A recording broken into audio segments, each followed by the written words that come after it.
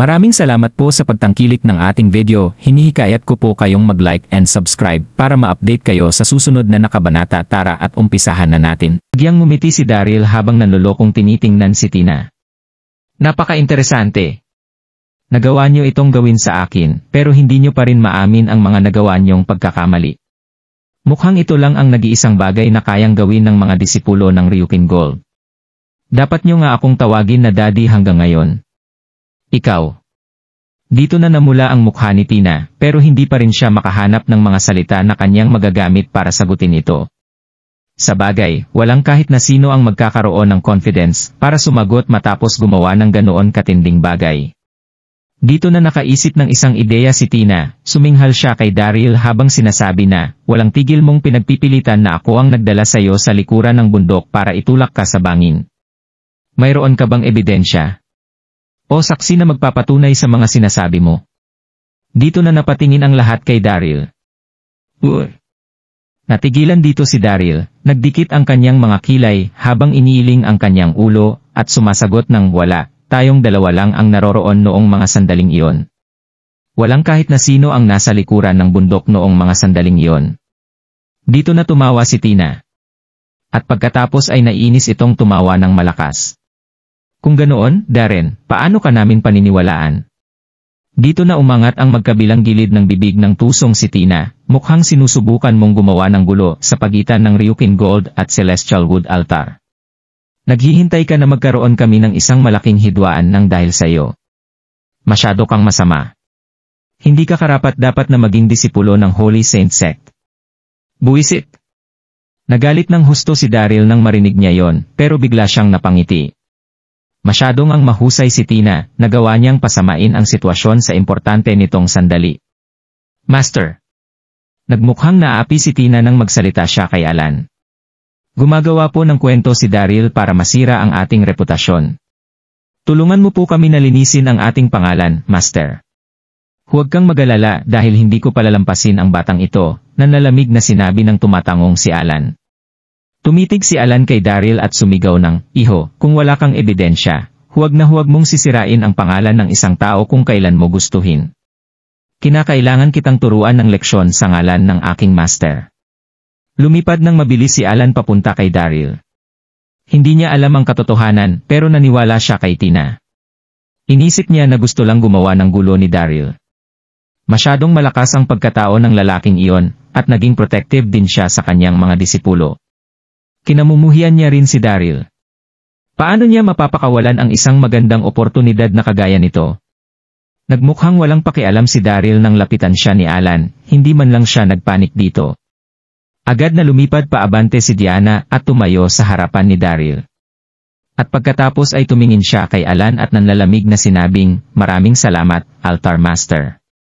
Hindi na importante kung nagsasabi ba si Darren ng totoo o hindi, isa ko siyang disipulo, kaya hindi mo responsibilidad ang pagtuturo sa kanya ng kahit na ano. Nanlalamig na kumislap ang mga mata ni Alan habang sumisinghal na sinasabing. Diana, hindi makapaglabas ng ebidensya sa kanyang mga sinabi ang batang yan. Sinisira niya ang ating mga altar. Mahahalata na pinoprotektahan mo lang ang iyong mga disipulo. Ano naman ngayon kung pinoprotektahan ko lang ang aking mga disipulo? Tumawa rito si Alan. Magaling. Kung ganoon, tingnan na lang natin kung ano ang susunod na mga mangyayari. Dito na biglang napuno ng tensyon ang hangin sa kanilang paligid. Tumayo ang dalawang altar master sa harap ng isa't isa, sinira ng kani-kanilang mga aura ang daloy ng hangin sa kanilang paligid kaya nahirapang huminga ang mga taong malapit sa dalawa. Maglalaban ngayon ang dalawang mga altar nang dahil sa isang bagay na hindi nila mapagkasunduan.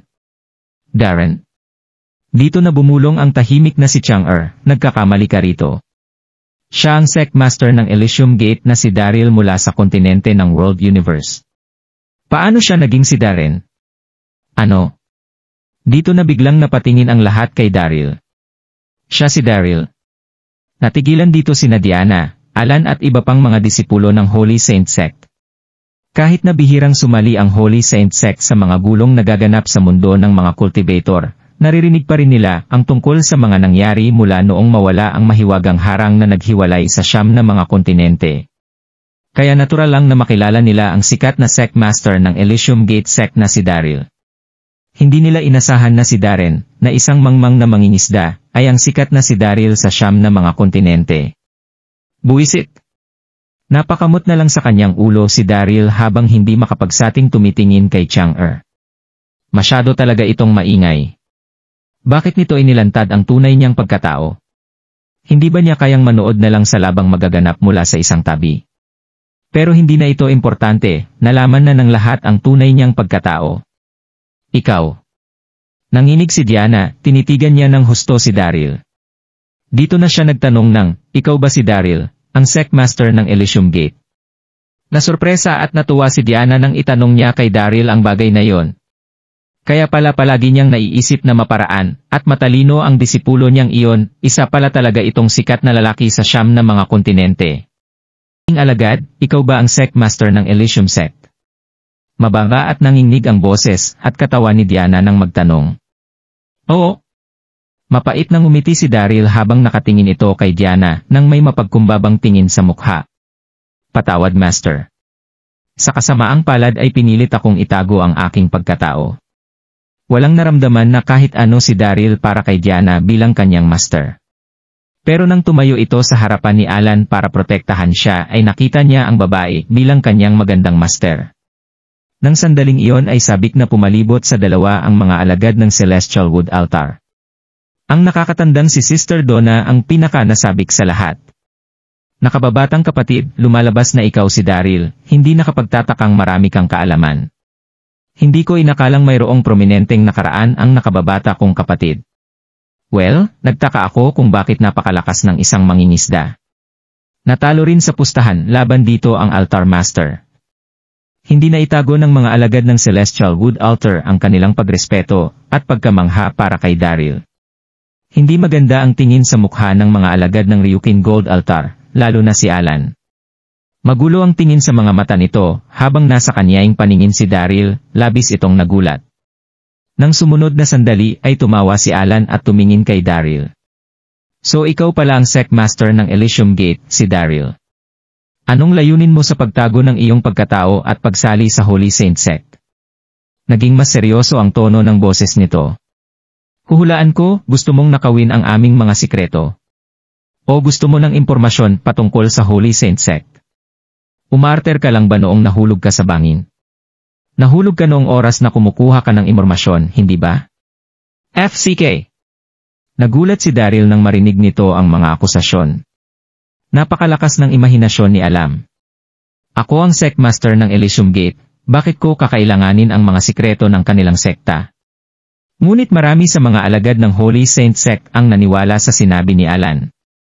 Si Daryl ang sect master ng Elysium Gate, bakit siya sumali sa aming sekta?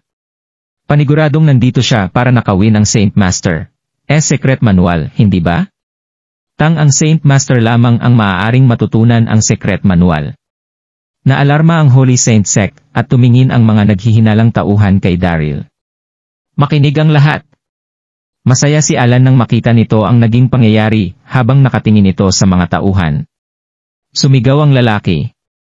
Paniguradong may masasamang layunin si Daryl kaya ito sumali sa Holy Saint Sect.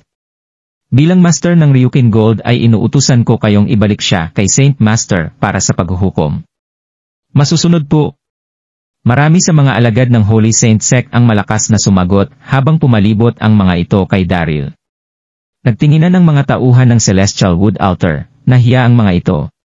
Napakunot din ng noo si Diana, hindi na ito nagsalita pa para kay Daryl. Tama si Alan. Si Daryl ang sect master ng Elysium Gate at tinago nito ang kanyang pagkatao para sumali sa Holy Saint Sect. Ano ang launin nito?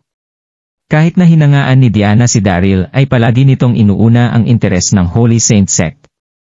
Sa isang kisap mata ay napalibutan si Daryl ng mga tauhan. Kinabahan si Yvette, hinawakan nito ang mga kamay ni Daryl at bumulong. Anong gagawin natin, Daryl? Hindi makawala ang dalawa, napakarami ng mga ito. Tama na! Sumigaw si Chang'er. Walang emosyon ang maganda nitong mukha habang siya ay nakatingin sa mga tauhan. Kimikilos kayo ang hindi nagtatanong ng rason.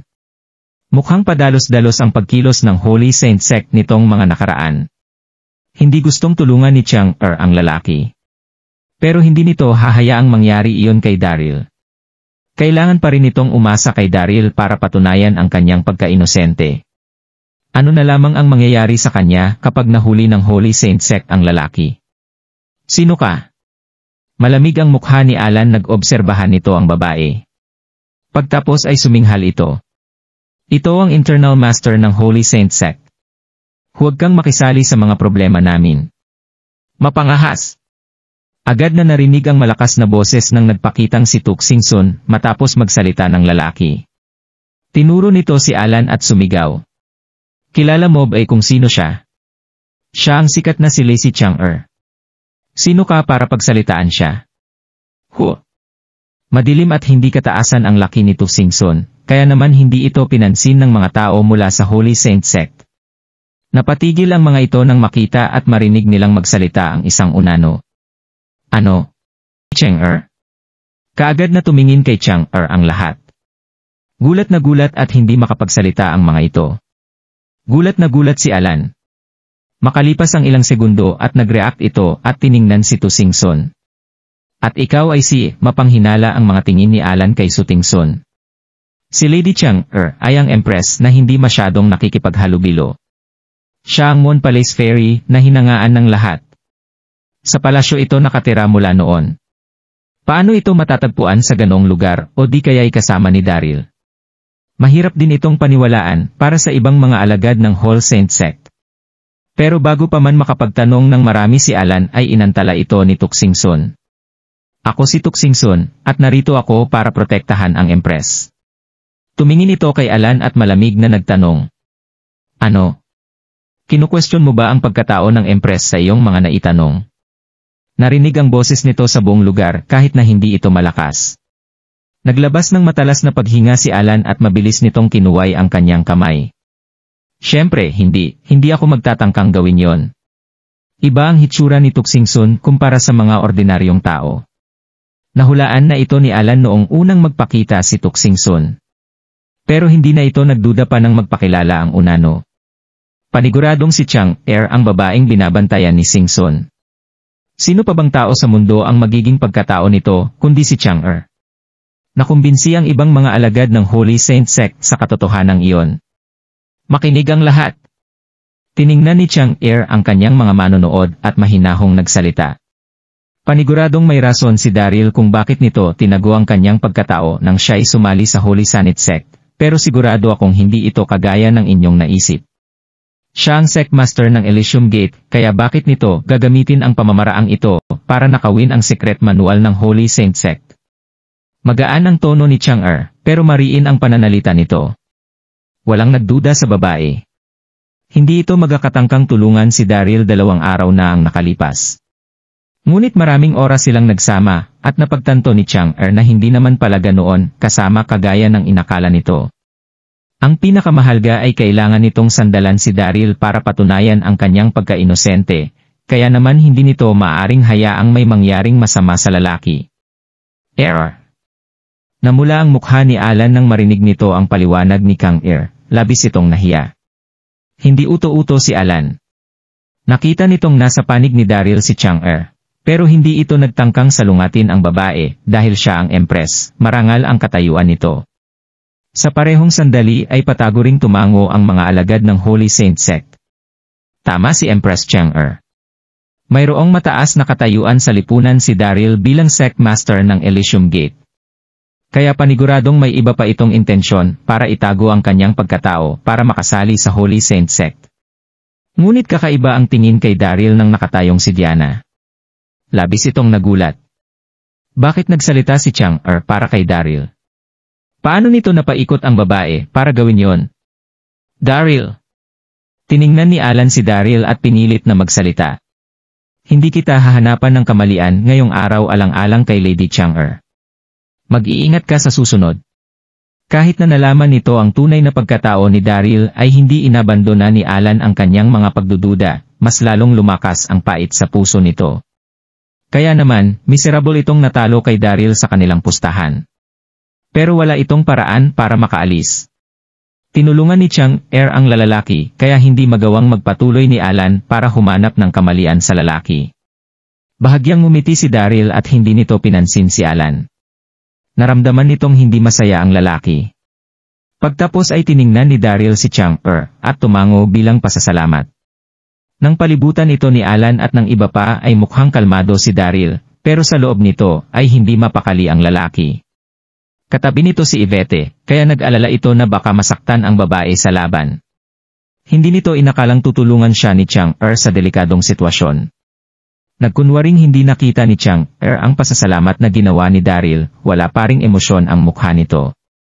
Bahagyang natawa si Daryl, masaya ito nang kanyang makita ang maliit na ekspresyong nakita sa mukha ni Chang-er. Nakaka-interes si Chang-er. Natakot ito na baka may mangyaring masama sa akin, pero umarteng parang walang pakialam. Nakaramdam ng saya si Daryl, nagkibit balikat si Yvette, kinurot nito ang lalaki. Hiss! Huminga ng malalim si Daryl nang kanyang maramdaman ang sakit. Tumitig ito kay Yvette at bumulong, anong ginagawa mo Yvette? Bakit mo ako kinurot? Mariing kinagat ni Yvette ang kanyang labi, habang nainis itong nakatingin kay Daryl. Galit nitong pinadyak ang kanyang mga paa. Bakit kasama mo si Chang-er? Anong relasyon nyo? Ako. Walang magawa si Daryl, pero mabilis nitong pinakalma si Yvette. Mahal kong Yvette, please huwag mo akong pag-isipan ng masama. Wala akong relasyon kay Chang-er, pero marami akong nakaharap na kaguluhan, kasama siya nitong mga nakaraang araw. Ipapaliwanag ko sa iyo ito mamaya. Huminto sa pagsasalita si Yvette, matapos nitong marinig ang paliwanag ni Daryl. Nagtipon sina Diana at ang mga alagad ng Celestial Wood Altar para makipag-usap kay Daryl. Tama ang hula ni Daryl na bumaba mula sa bundok ang mga alagad ng Holy Saint Sect para sa isang paglalakbay. Pabalik na ang mga ito bago iyon matapos. Matapos ang pagbati sa isa't isa, ay sinundan ni Daryl si Diana at ang iba pa para bumalik sa Holy Saint Sect. Puamyag si Chang-er na sumama sa lalaki, matapo ang sandaling pag-iisip. Isa pa, ipinag-utos niyang Jan sa kanyang mga tauhan na hanapin si Chang-er sa buong North Moana. Wala itong ibang ligtas na lugar na mapupuntahan, perpektong lugar ang Holy Saint Sect para sa mga nagtatago. Matapos ang ilang oras ng paglalakad, ay nakarating din si Daryl sa gate, kasama ang mga tauhan ng Holy Saint Sect. Pagkarating nito sa gate ay naramdaman ni Daryl na tila may mali. Dapat ay tahimik na ang entrada nito, at may ilang gwardyang na lamang ang nagpatrolya sa paligid. Ngunit ng gabing iyon ay nagtipon sa plaza sa tapat ng hall ang lahat ng mga hindi sumali sa paglalakbay. Mukhang seryoso at sabik ang mga ito. Tahimik na nakatayo sa entrada ang isang mapagmatas na anyo. Nakita ni Daryl ang anyo mula sa distansya, nakasuot ito ng kulay puting robe. Mukhang nasa 40 taong gulang ito, mayroon ding nakakatakot na aura ang anyo, nang kapag paramdam nito na isa siyang immortal. Napakalayo ng distansya nito, pero nagawa niyang magpigil ng hininga ang mga tao. Mas lalo pang nagulat si Daryl nang maramdaman nito ang lakas ng taong iyon. Naku po! Hindi mapapantayan ang lakas nito, hindi man lang makita ni Daryl kung saan nanggaling ang pag-cultivate nito. Sino ang taong ito? Labis na nasabik sina Diana, Alan, at ang mga alagad na nakasunod sa kanya nang makita ang taong iyon. Mabilis na lumapit ang mga ito sa lalaki para magalang na bumati. Saint Master! Ikinagagalak naming makita kayo, Saint Master. Binabati namin ang Saint Master sa paglabas na seklusyon. Hayop! Nagulat si Daryl nang marinig iyon. Iyon ang Sect Master ng Holy Saint Sect, hindi nakapagtatakang katakot-takot ang lakas nito. Bilang isang taong malapit sa Heaven Ascension Realm, ay hindi man lang maramdaman ni Daryl ang level ng lakas ng taong iyon. Natawa ang anyo. Bahagyang nakangiti ang Saint Master nang itaas nito ang kanyang kamay. Hindi niyo kailangan bumati.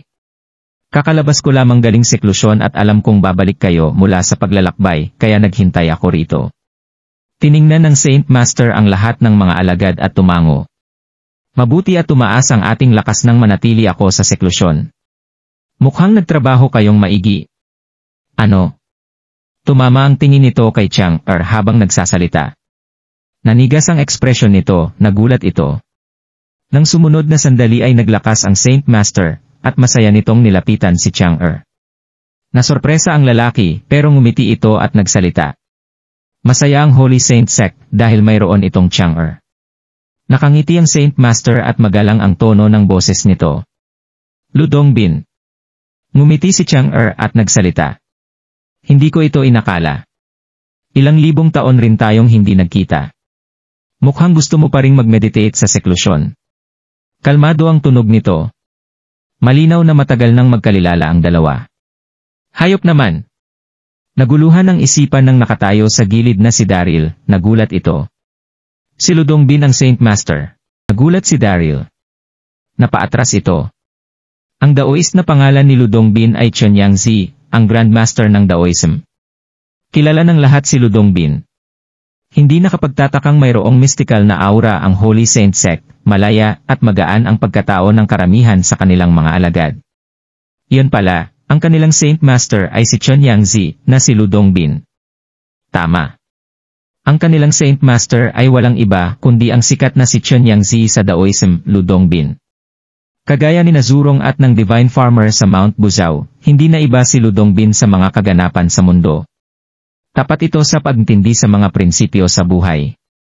Kaya naman binuo nito ang Holy Saint Sect at ipinagbawal nito ang kanyang mga alagad na sumali sa kahit na anong digmaan o kaguluhan sa mundo ng mga cultivator.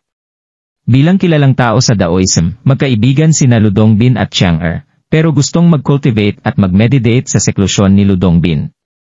Kaya naman, matagal na panahon na ang nakalipas nang huling magkita ang dalawa.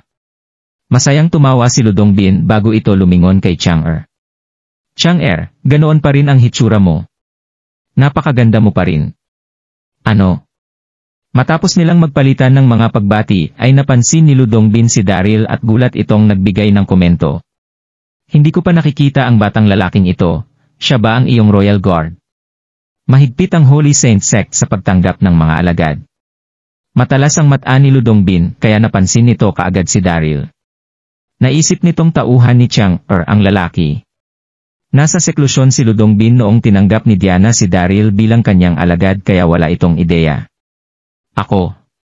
Nagulat si Daryl nang mapansin nitong nakatitig sa kanya si Ludongbin. Sa wakas ay magsasalita and asana ang alaki nang buksan nito ang kanyaing bibig. Ngunit inantala ito ni Alan. Saint Master, ito si Daryl. Mabagal na sabi ni Alam. Siya ang Sect Master ng Elysium Gate mula sa kontinente ng World Universe, pero iniba nito ang kanyang pagkatao at sumali sa Holy Saint Sect. Saint Master, pakiusap, imbestigahan niyong maigi ang tungkol dito. Seryoso si Alan nang sabihin niya ito, pero sinadya niyang gawin yon ng may masamang intensyon. Tinulungan ni Chang'er si Daryl bago ang pangyayaring iyon, kaya naman hindi nagtangkang magsabi ng kung ano si Alam. Pero nang magpakita ang Saint Master, ay wala nang kailangan pang ipag-alala si Alan tungkol kay Chang'er. Hayop! Nag-init ang dugo ni Daryl. Napakatapang ni Alan, sumalungat ito kaagad kay Daryl pagkakita niya ng pagkakataon. Ang Sect Master ng Elysium Gate. Kumunot ang noo ni Ludongbin nang maisip iyon. Iyon ba ang sekta na mabilis na lumago sa kontinente ng World Universe sa nakalipas na 10 taon? Ang sektang sumikap sa 9 continents. Lumapit si Chang'er at malumanay na ang salita. Saint Master, kaibigan ko si Daryl. Siya ang rason kung bakit ko nagawang makapunta rito. Oh. Bahagyang ngumiti si Ludongbin bilang pagsang-ayon at nagbigay ito ng papuri kay Daryl. Daryl ang pangalan mo, hindi ba? Ikaw ay bata at maganda ang iyong hinaharap, napakahusay. Pinaniwalaan ni Ludongbin si Chang'er, kahit na wala pa rin itong ideya sa kung ano ang nangyari. Kakaiba ang lalaking ito kung nagawang magsalita ni Chang'er para sa kanya. Salamat po. Magalang sa sagot ni Daryl. Kinabahan si Alan, nagsalita ito. Saint Master, itinago ng lalaking ito ang kanyang pagkatao para makasali sa ating sekta. Paniguradong mayroong itong masamang layunin. Labis na nabigo si Alan. Hindi nito maintindihan kung bakit hinangaan ng Saint Master si Daryl kahit na unang beses pa lamang ang pagkikita nilang ito. Pero pinatigil ito ni Ludongbin bago pa man matapos ang kanyang sasabihin. Alan. Hindi na tinagnasabi ng may malamig na tingin na si Ludongbin. Hindi ka maaaring maging walang disiplina sa harapan ni Chang'er. Umatras ka. Masusunod. Wala nang kasunod pa ang sinabi ni Alan nang mapagtanto nitong galit ang Saint Master. Magalang itong yumuko at umatras palayo, pero hindi pa rin nawala ang matinding pagtitig nito kay Daryl. Ngumiti at inimbita ni Ludongbin si Chang'er sa loob ng hall. Si Chang'er. Pagkaupo ni Ludongbin at tinanong nito si Chang'er habang nakangiti. Bakit hindi ka nanatili sa palasyo at enjoyin ang kayamanan mo, pero pinili mong magtungo sa Holy Saint Sect? Isang buong taong nag-cultivate si Ludongbin at bihira itong magtanong tungkol sa kaganapan sa mundo. Kaya naman, wala pa rin itong ideya sa pagkamatay ni Emperor Hao Yi at si Yang Jian ang pumalit dito. Nagbago ang sitwasyon ay palasyo ng North Moana. Nagbuntong hininga si Chang'er at dahan-dahan itong pinaliwanag ang kanyang sitwasyon. Patay na ang kamahalan at si Yang Jian na ang nakaupo sa trono. Ipinag-utos nito sa buong lugar na arestuhin ako. Ilang minutong ipinaliwanag ni Chang'er ang mga detalye. Siyempre, hindi nito sinabing may gusto sa kanya si Yang Jian at gusto siyang makuha nito. Isa pa, naisip ng babae na nakakahiya yon. Agad na nagkalugo sa buong hall. Walang emosyong nakatitig kay Daryl ang lahat, walang masabi ang mga ito. Pinatay ba ni Daryl si Emperor Hao Yi? Hindi yon kapanipaniwala. Masyadong matindi ang galit ni Yang Jian. Kinuha rin nito ang oportunidad para maagaw ang trono. Hindi ko inakalang maraming mangyayari sa loob lamang ng isang buwan. Nag-usap at nagpasa-pasa ng mga komento ang lahat. Hindi na itago ni Ludongbin ang kanyang gulat na naramdaman, wala itong masabi, habang nakatitig kay Daryl. Wala sino man ang dapat bumangga sa lalaking iyan dahil aksidente nitong napatay si Emperor Hao Yi. Pero isang eksperto sa Daoism si Ludongbin, malawag ang pag-iisip nito. Naniwala ito na itinadhana ang lahat ng mga nangyari. Kaya naman gumaan ang pakiramdam nito. Mahaba ang ginawa nitong pagbuntong hininga bago tumingin kay Chang'er, at sinubukang pagaanin ang loob ng babae. Hindi na maaari pang mabuhay ang namayapa na. Hiling ko na sana'y malampasan mo ang kalungkutang ito. Seryosong nagtanong ni Ludongbin. Ano nang plano mo ngayon? Wala pang nakakaalam ng katotohanan. Naniniwala si Yang Jian na mayroon kaming relasyon ni Zubaji, at mayroong kaming plano para patayin ang aking asawa.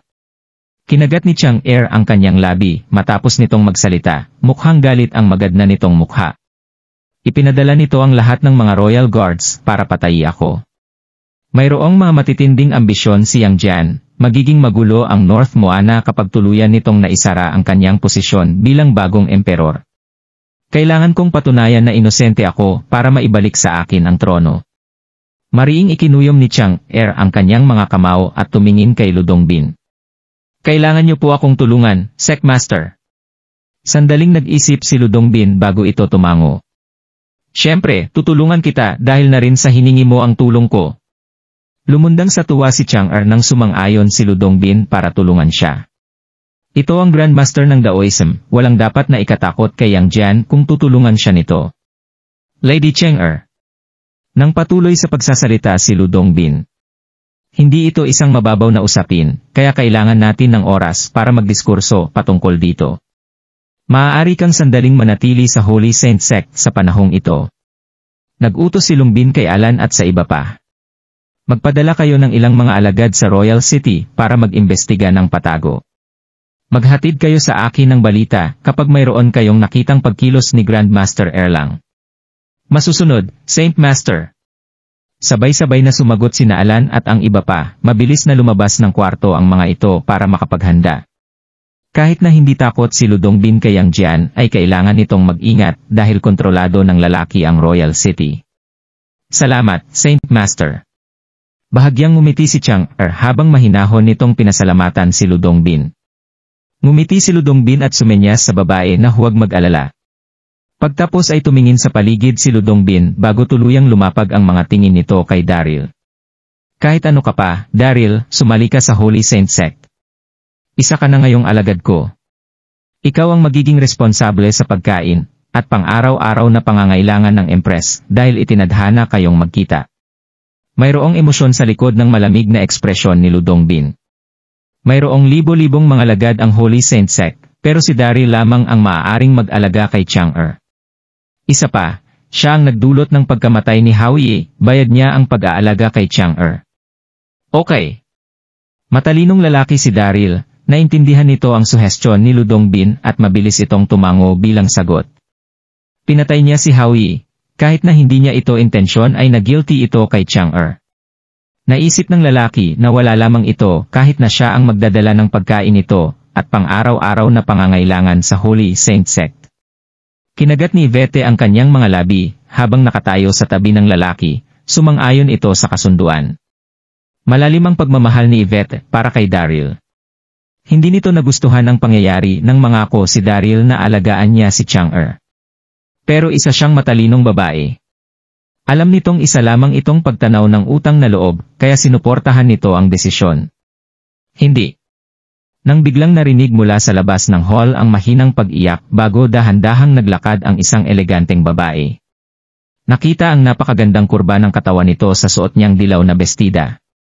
Nakakahumaling ang babae, maganda ang mukha nito, ngunit mukha itong malamig at masungit. Ito ang nanay ni Yvette, ang Empress ng New World. Hindi mo maaaring pagsilbihan si Chang'er, Daryl. Sambit nito kay Chang'er nang pumasok sa main hall ang babae. Mariin at hindi matatanong ang tunog nito. Sush! Sorpresang tumingin ang lahat sa Empress ng New World. Bakit siya pumunta rito nang hindi iniimbita? Nagulat si Ludongbin, inobserbahan nito ang Empress ng New World bago binuksan ang bibig para magsalita. Ikaw ay... Kakatapos lamang nito sa kanyang secluded cultivation, at unang beses pa lamang niyang nakita si Daryl. Kaya naman hindi nito kilala ang Empress ng New World.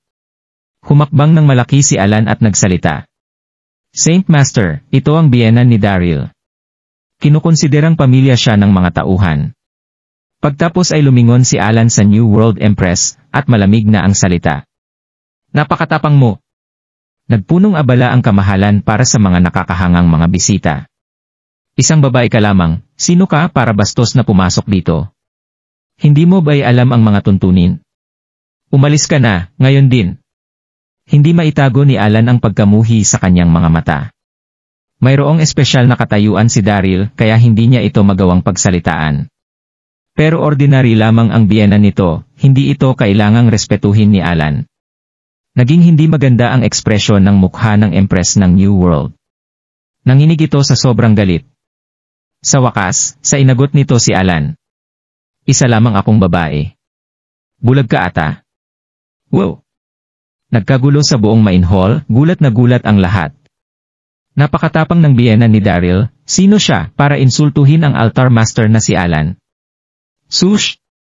Nakita ang matapang na kulay pula sa mukha ni Alan, galit nag-alit ito. Sino ka para sigawan ako? Gusto mong mamatay? Galit na galit si Alan. Siya ang altar master ng Ryukin Gold Altar, isang mataas at respetadong posisyon. Iba ang bagay kapag si Daryl ang nang insulto rito kaysa ang pag-insulto sa kanya ng biyenan nito. Sino nang rerespeto sa kanya matapos ng pangyayaring iyon kapag pinalampas niya lamang ito? Hindi kinabahan ng Empress ng New World kahit alam nitong galit nag-alit si Alan. Suminghal pa ito sa lalaki. Tama nga sila, isa kang matapobre. Ako ang Empress ng New World at hindi mas mababa ang aking katayuan kumpara kay Chang'er. Pagtapos ay tumingin ito kay Daryl at nagsalita. Si Daryl ang aking manugang. Mataas at kagalang-galang din ang kanyang posisyon. Bakit niya kailangang pagsilbihan si Chang'er? Sinundan ni Yvette ang pagbaba sa bundok ng mga alagad ng Holy Sect para makakuha ng mga karanasan. Kaya naman naghintay ang Empress ng New World sa bundok para sa mga ito. Mabilis itong nagtungo roon para makita ang sitwasyon nang marinig ng babae na bumalik na ang mga ito. Nang pumasok ito sa main hall ay narinig ng babae ang desisyon ni Ludongbin na si Daryl ang mag-aalaga kay Chang'er. Matalas ang dila ng Empress ng New World pero malambot ang puso nito. Hindi man ito amining biyenan niya si Daryl, sumang-ayon naman ito sa patuloy na pagpupumilit ni Yvette. Kaya naman hindi nito nagustuhan ang desisyong iyon para sa kanyang biyenan at sa ibang babae. Ibinunyag ng Empress G New World ang tunay iyang pagkatao sa sandaling iyon. Isa pa, alam na ng lahat ang tunay na pagkatao ni Daryl, hindi na ito mahalaga pa. Ano? Muling nagkagulo ang buong main hall, habang gulat at walang masabing nakatingin ang mga ito kay Daryl. Empress ng New World ang kanyang biyenan. Tuminging maigi kay Daryl ang mga alagad ng Celestial Wood Altar, nagulat din ang mga ito. Wala silang ibang magagawa kundi ang makita ang lalaki sa ibang anggulo. Hinay na kapagtatakang siya ang Sect Master ng Elysium Gate. Nakakamangha ang lalaki, New World Empress ang biyena nito. Namangha ang nakaupong si Chang'er habang nakatingin ito ay Daryl. Muling bumaliktad ang tingin nito sa lalaki. Hindi nito inakalang isang prince consort si Daryl, lagi niya itong tinatawag na pulubi at tagabundok. Ina! Hindi alam ni Yvette kung maiiyak o matatawa ba siya. Lumingon ito sa kanyang nanay at nagsalita. Alagaan lang ni Daryl si Lady Chang'er, wala nang iba pa. Nagulat ang Empress ng New Worlds, sumalungat ito. Tigilan mo ang pagsasalya. Pagtapos ay lumingon ang Empress ng New World para tingnan si Daryl. Daryl, alam mo ba kung gaano nakarami ang nagawa ni Yvette para sayo? Noong nawawala ka ay ginawa niya lahat para makakuha ng balita kung nasaan ka, halos hindi ito kumain. Anong ginawa mo? Hindi ka namatay noong bahulog ka sa bangin, hindi ka bumalik o nagpadala man lang ng mensahe. At ngayong narito ka na ay gusto mong pagsilbihan si Chang'er. Daryl, magmula ngayon ay si Yvette lang ang maaari mong makasama. Hindi kita papayagang lumapit sa ibang babae. Hindi mo maaaring pagsilbihan si Chang'er. Malamig na sabi ng Empress ng New World. Hayop! Hindi alam ni Daryl kung matatawa o maiiyak ba siya. Palaging mababa ang tingin niya sa akin, hindi nito kailanman kinilala ang relasyon namin ni Yvette. Bigla nitong binago ang kanyang pag-uugali dahil nandito na si Chang'er. Talagang walang masasabi ang tao rito. Ngunit sa madaling salita, natural lamang na protektahan ng isang ina ang kanyang anak. Mayroon lamang katahimikan. Nang sandaling iyon ay napakatahimik sa buong main hall, malinaw na maririnig kahit na ang pagbagsak ng isang pin. Tiningnan ni Alan ang Empress ng New World dahil sa pagkalito. Namula ang mukha nito, walang masabi ang lalaki. Naisip nitong isang hindi edukadang babae ang nasa kanyang harapan, ngunit hindi nito inakalang isa palang mataas at makapangyarihang Empress ng New World ang babae. Kung ganoon ay totoong hindi magalang ang pamamaraan ng kanyang pagkausap dito. Nang sandaling iyon ay bahagyang natawa ni Ludongbin. Tumingin ito kay Daryl at nagsalita. At dahil nasabi na ng kamahalan ang kanyang nais, hahanap tayo ng ibang mag-aalaga kay Lady Chang'er. Ngumiti at tumango si Daryl. Walang problema. Pagtapos ay nagbigay galang si Daryl kay Ludongbin. Saint Master, hindi ko na kailangang mag-alala pa kay Lady Chang'er dahil mayroon ng ibang mag-aalaga rito. Mayroon pa akong dapat ayusin sa World Universe. Aalis na ako ngayon. Sana ay payagan niyo akong makaalis sa bundok. Magaling. Itinaas ni Ludongbin ang kanyang mga kamay, ngumit, at tumango rin ito. Pagtapos ay nilingon ni Daryl si Chang'er at nagsalita. Lady Chang'er, hindi ko iiwasan ang bagay tungkol kay Emperor Haoyu. Ipinapangako kong tutulungan kita para linisin ang pangalan mo. Pero kailangan kong bumalik sa World Universe dahil mayroon akong mahalagang agawin. Pero huwag kang mag-alala. Kailangan mo lamang ipaalam sa akin kapag nais mo nang maibalik ang trono at mabilis akong pupunta rito para tulungan ka. HMM. Hindi sumagot si Chang'er, tumango lamang ito. Walang reaksyon ang maganda nitong mukha, pero lubos na gumaan ang kanyang loob. Mabuting bagay na sinabi iyon ni Daryl, hindi na sayang ang pagtulong sa kanya ng babae. Nagpaalam na si Daryl kina Diana at sa iba pa, pagtapos ay sinama nito si Yvette, at ang Empress ng New World nang umalis ito sa main hall. Pagtapos ng higit 10 oras na paglalakbay, sa wakas ay natuntun din ng tatlo ang World Universe, matapos ang ilang oras ay nakabalik na ang mga ito sa Mid-City. Hindi maganda ang panahon ng araw na iyon, madilim at medyo umuulan. Medyo tahimik ang mga kalsada dahil ay ulan. Dinala ni Daryl sina Yvette and Empress ng New World sa pamilya Carter. Taga rito ka ba, Daryl? Hindi ganoon ka-espesyal ang hitsura nito, hindi mapigilan ng Empress na ibuka ang kanyang bibig. Asawa ito ng hari at marami na itong nakita. Kaya naman, hindi nakakagulat sa kanyang paningin ang modernong panahong syudad at nabigo ito nang makita ang walang laman na mga kalsada. Bago pa man makapagsalita si Daryl ay mapait na ngumiti si Yvette at nagsalita ito. Ina, umuulan ngayong araw. Magiging buhay ang paligid kung medyo mas maayos lang ang panahin. Sandaling tumira si Yvette sa World Universe, kaya pamilyar ito sa sitwasyon. Habang sila ay nag-uusap ay narating din nila ang pamilya Carter. Agad niyang napagtanto na may hindi tama. Napansin ni Daryl na abala ang lahat pero tahimik at mukhang malungkot ang mga ito. Kakaiba ang katahimikan ng pamilya Carter. Hindi lamang iyon, nakasabit sa bawat sulok ng mansyon ang puting damask silk, nakakalungkot ang kapaligiran. Anong nangyayari? Lumubog ang puso ni Daryl nang kumunot ang kanyang noo. Hindi na ito masyadong nag-isip at kaagad na pumasok sa mansyon. Nagkatinginan sina Yvette at ang Empress, pagtapos ay mabilis silang sumunod.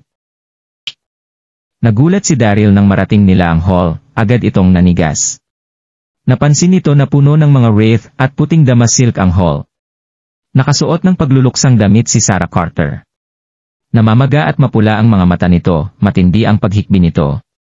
Naroon din sa kanyang tabi ang iba pang miyembro ng pamilya Carter, pati na rin sina Doc Sanders, Chester Wilson, Monica Vaughan, Yvonne Young, at ang 6 fairies ng Fuyao Palace. Nakasuot ng puti ang mga ito at tahimik na nakatayo habang nagluluksa. Walang nagsalita sa buong hall, napakadilim at nakakalungkot ang kapaligiran. Nakita nito ang isang kaabong sa bandang itaas ng hall, mayroong sinaunang batong tabletas sa ibabaw ng entablado. Mayroong pangalan na nakasulat dito, Zoran Carter. Buzz! Sumabog ang isipan ni Daryl nang makita nito ang pangalan sa sinaunang batong tabletas. Naguluhan ang utak nito. Gasp! Nang sandaling iyon ay nagulat ang lahat nang makita nila si Daryl. Pagtapos ay sabik na lumapit ang mga ito sa lalaki. Daryl, nagbalik ka na? Young Master, mabuti naman at nasa maayos na lagay ka, pero ang ating Master ay... Daryl, patay na si Ama. Patay na siya. Nagulat at natuwa ang mga ito nang kanilang makita si Daryl. Ngunit nadurog pa rin ang kanilang mga puso sa tuwing maiisip ang pagkamatay ni Zoran, lalo na si Sarah. Sumigaw ang babae nang tumakbo ito palapit sa mga braso ni Daryl at malakas na humikbi. Matapos patayin ni Donoghue si Zoran sa New World Prison, ay nilibing ang katawan nito sa burol sa likod ng Royal City. Pagtapos ay pinakawalan ni Sloan ang mga ito.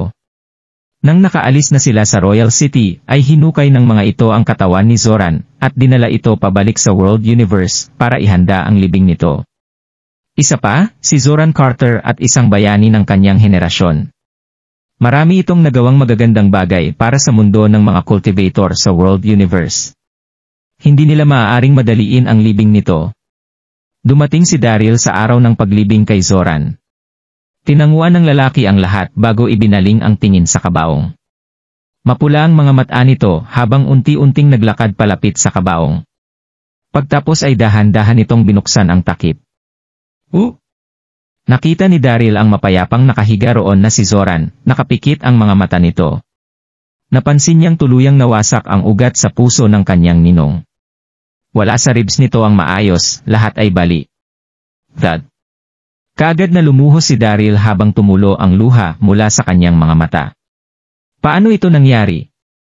Ninong, patawarin niyo ako dahil huli na ang aking pagdating. Patawad.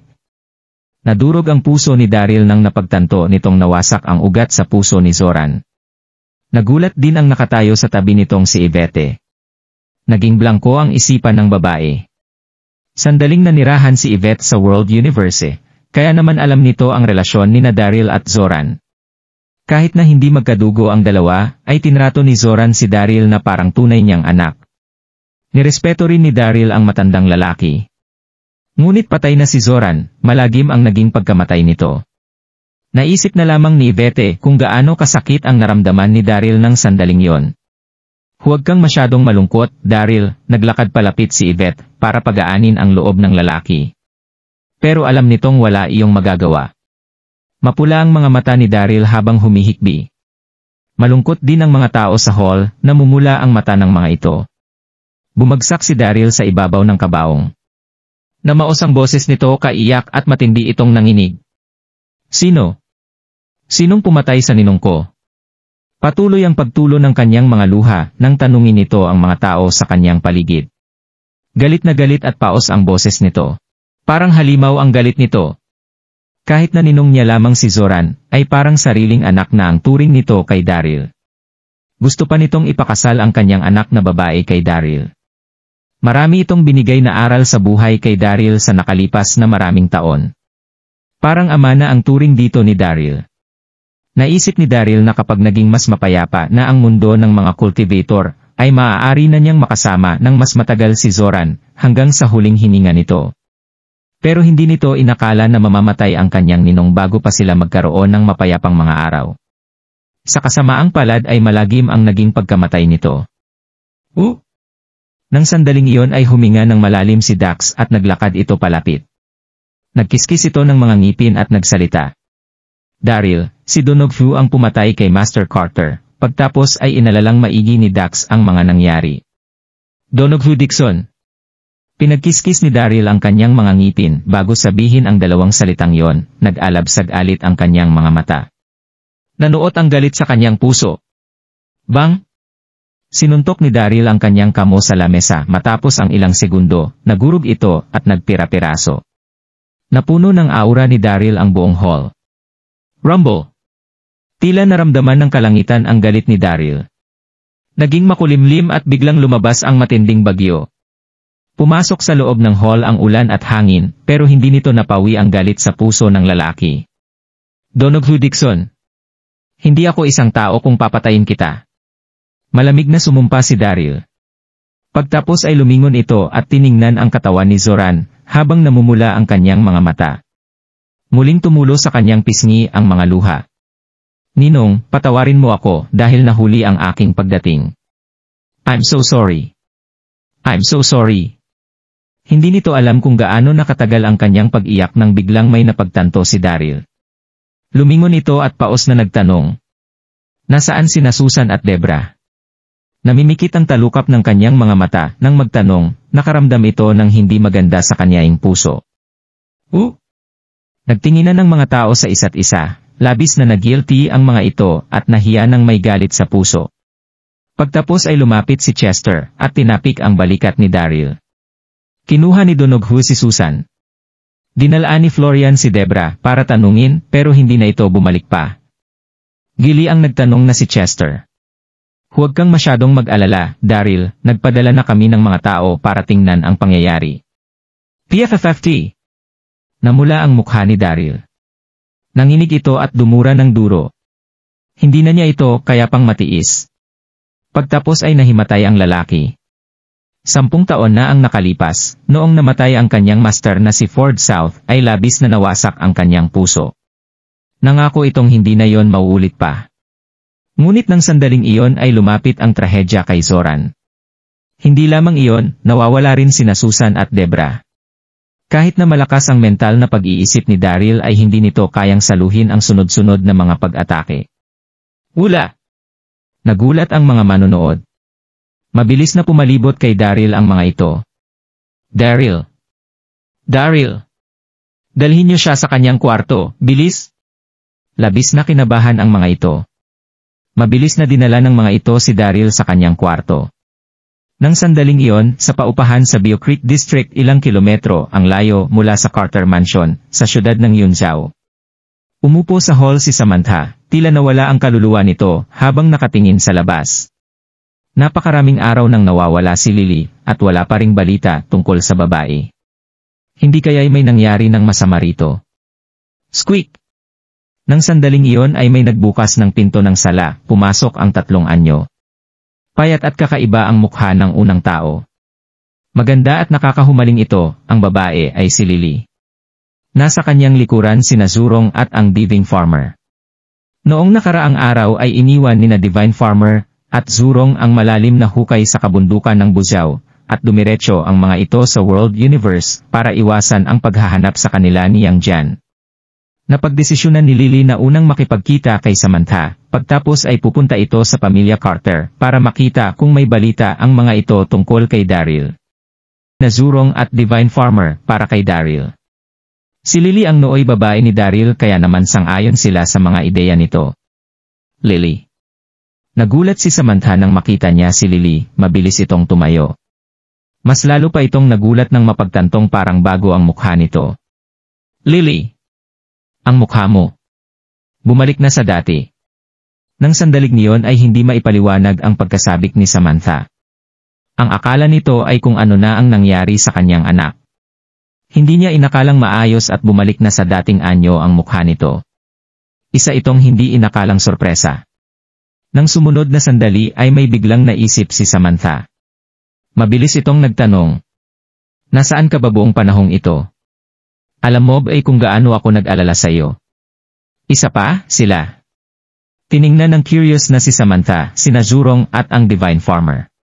Kakaiba ang kasuotan ng dalawa, nakasuot ng sinaunang robes ang mga ito. Masasamang tao ba sila? Ngumiti at naglakad si Lily para ipakilala ang mga ito. Ang dalawang ito ay nasa kalagitnaan na ito ng maantala. Bang! May sumipa sa pinto ng sala at pumasok ang 10 katao, mukhang cultivators ang mga ito. Isang payat na lalaki ang kanilang pinuno, pero mukha itong mapanlinlang at masama. Ito ay si Watson Tucker, kasama nito ang mga tagasunod ng Tucker cult. Ikaw. Napatlon si Lily nang makitang manghimasok ang mga ito sa kanyaing bahay. Tiningnan nito si Watson at kinabahang nagtanong. Sino kayo? Anong gusto niyo? Hindi pa nito kailanman nakita si Watson, kaya hindi niya ito kilala. Nanginig din si Samantha. Pagtapos ay lumingon ito kay Watson at nagtanong. Hindi ba't sabi ko ay sasabihan kita kapag may balita na tungkol kay Daryl? Bakit ka nandito? Kalahating buwan na ang nakalipas noong lumapit si Watson kay Samantha para kumuha ng impormasyon tungkol sa kung nasaan si Daryl. Sumang-ayon si Samantha na kukuha ito ng impormasyon para sa kanila. Nakaramdam ito ng pagkaabigo ng sumang-ayon ito sa kanilang kagustuhan pero natakot din ito. Isa pa, hindi niya maaaring masaktan ang mga cultivator na yon. Ano? Nagulat si Lily. Nasorpresa ito nang tumingin kay Samantha. Anong ginawa mo noong wala ako rito? Marami na itong napagdaan ng paghihirap kasama si Daryl.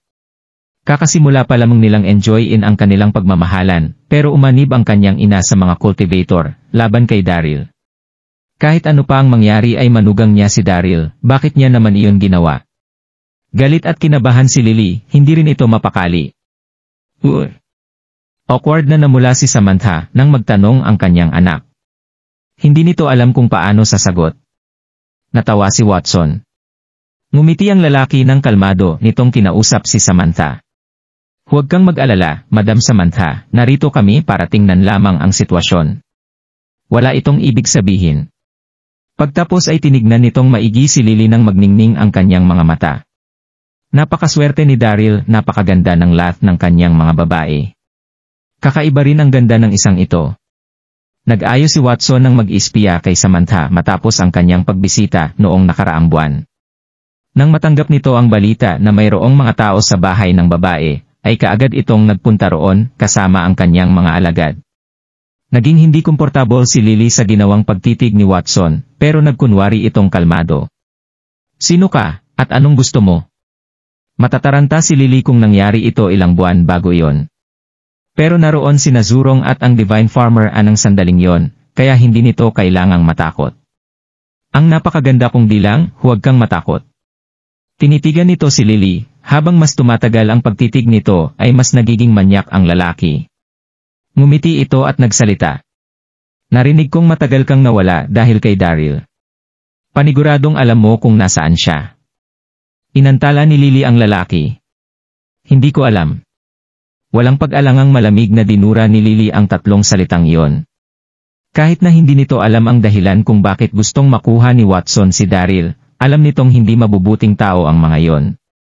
Hindi nila gusto si Daryl sa mabuting bagay. Ma'am. Kaagad na nag-iba ang ekspresyon ng mukha ni Watson. Hindi man ito sikat sa mundo ng mga cultivators, pero isa pa rin itong cult master, kahiya-hiya ang malamig na pagtrato rito ni Lily. Nang sandaling iyon ay mabilis na dumilim ang kapaligiran sa sala. Sa wakas ay ngumiti at nagsalita si Watson. Magaling? Huwag niyo akong sisihin sa pagiging malupit dahil hindi nakikiisa ang magandang babae. Dalhin niyo siya sa Mount Emmy, hayaan ang Alliance Master Castello na tanungin ito. Wala! Kaagad na lumapit ang mga miyembro ng Tucker cult. Tigil! Sumigaw si Zurong nang pumunta ito sa harapan ni Lily. Tumitig at umangil ito kay Watson. Sina ka sa tingin mo? Hindi ka kilala. Umalis ka ngayon din. Malakas at malinaw ang boses nito, galit ang tunog nito. Kapatid niya si Daryl at si Lily ang babae nito. Paano niya magagawang umupo at manood lamang habang binubuli ang babae? Hayop! Namutla ang mukha ni Watson. Tinuro ng lalaki si Zurong at nagsalita. Hindi mo kilala kung sino ang kinakalaban mo, sino ka para makisawsaw sa usapan namin. Pagtapos ay lumingon si Watson sa kanyang mga tauhan at nag-utos.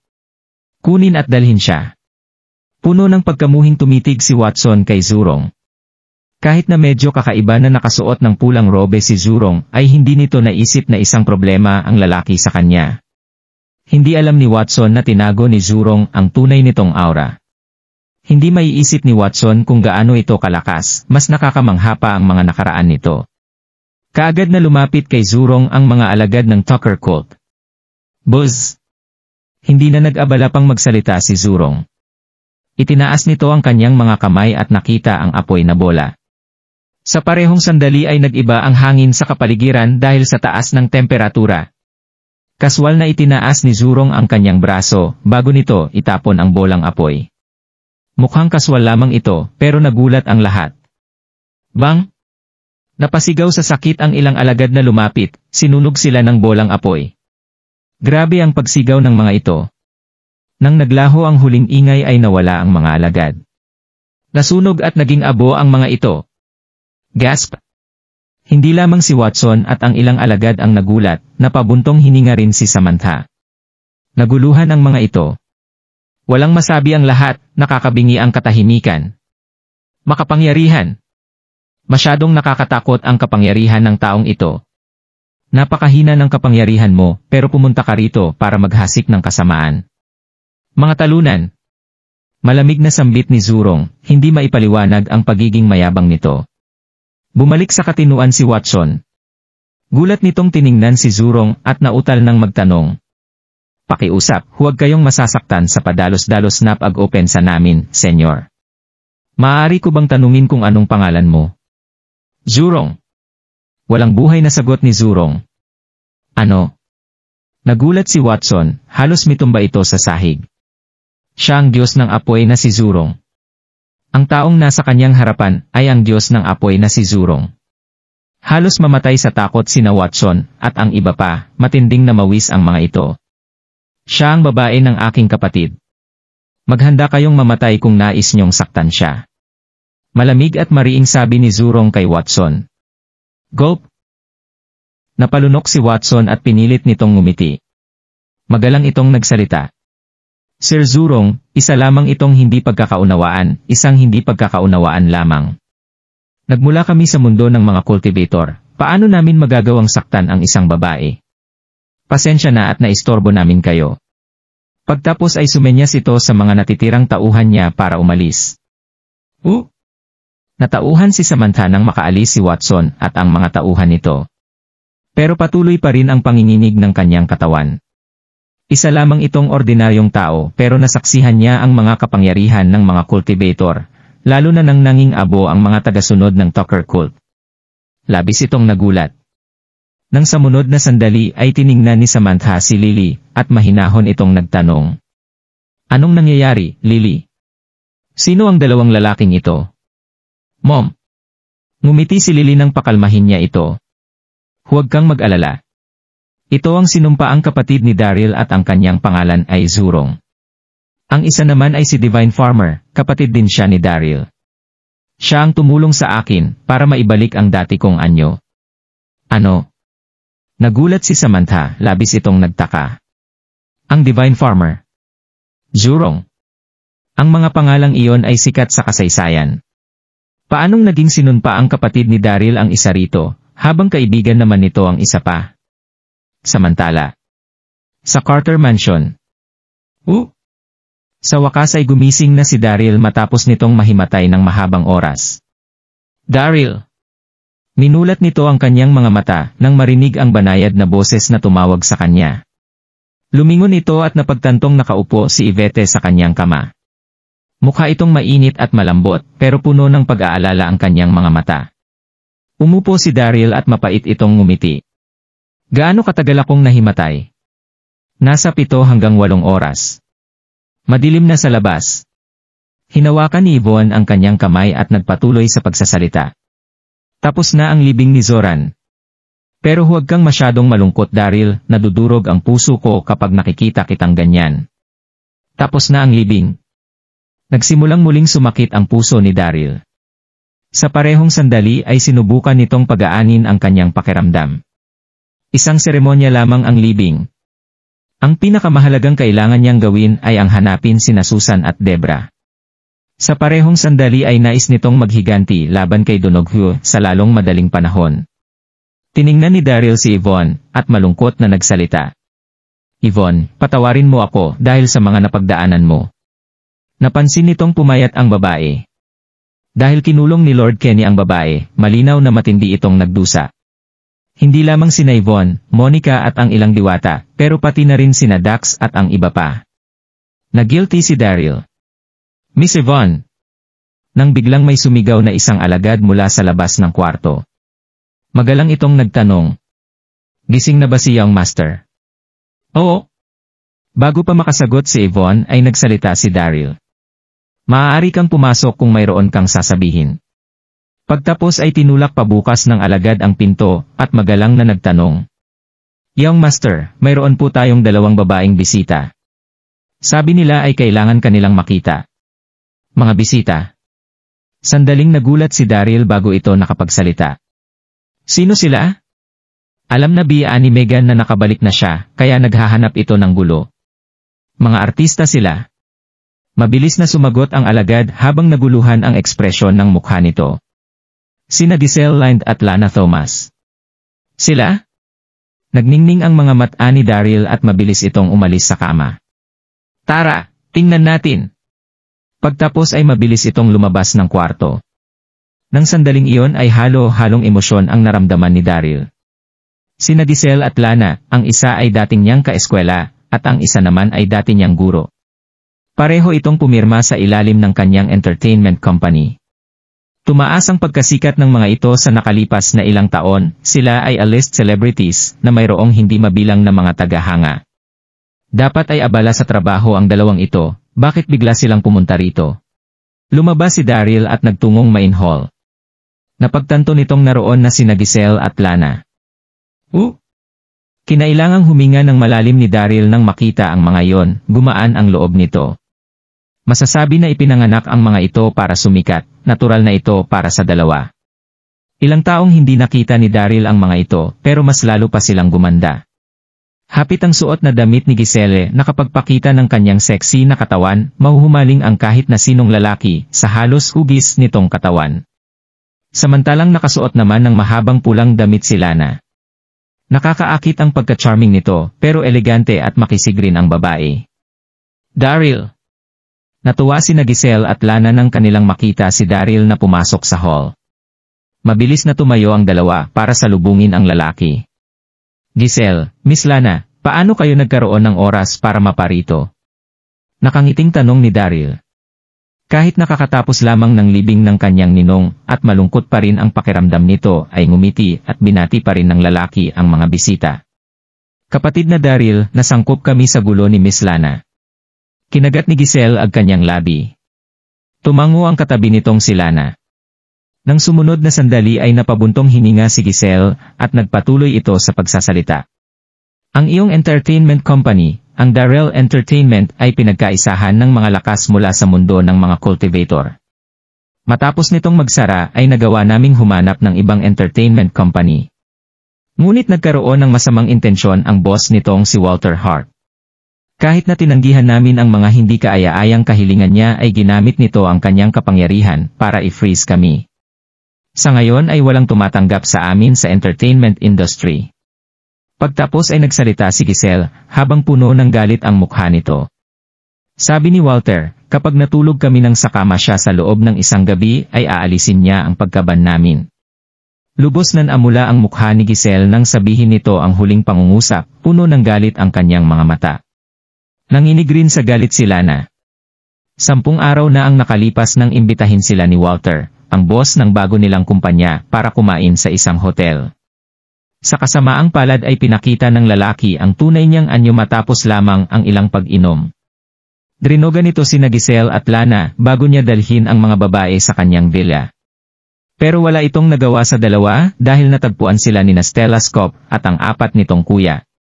Ngunit hindi doon nagtapos ang lahat. Nakagit si Walter dahil hindi nito nakuha ang kanyang kagustuhan, kaya naman ginamit niya ang kanyaing impluensya para patigilin ang karera ni Giselle at Lana. Walang magawa ang dalawa.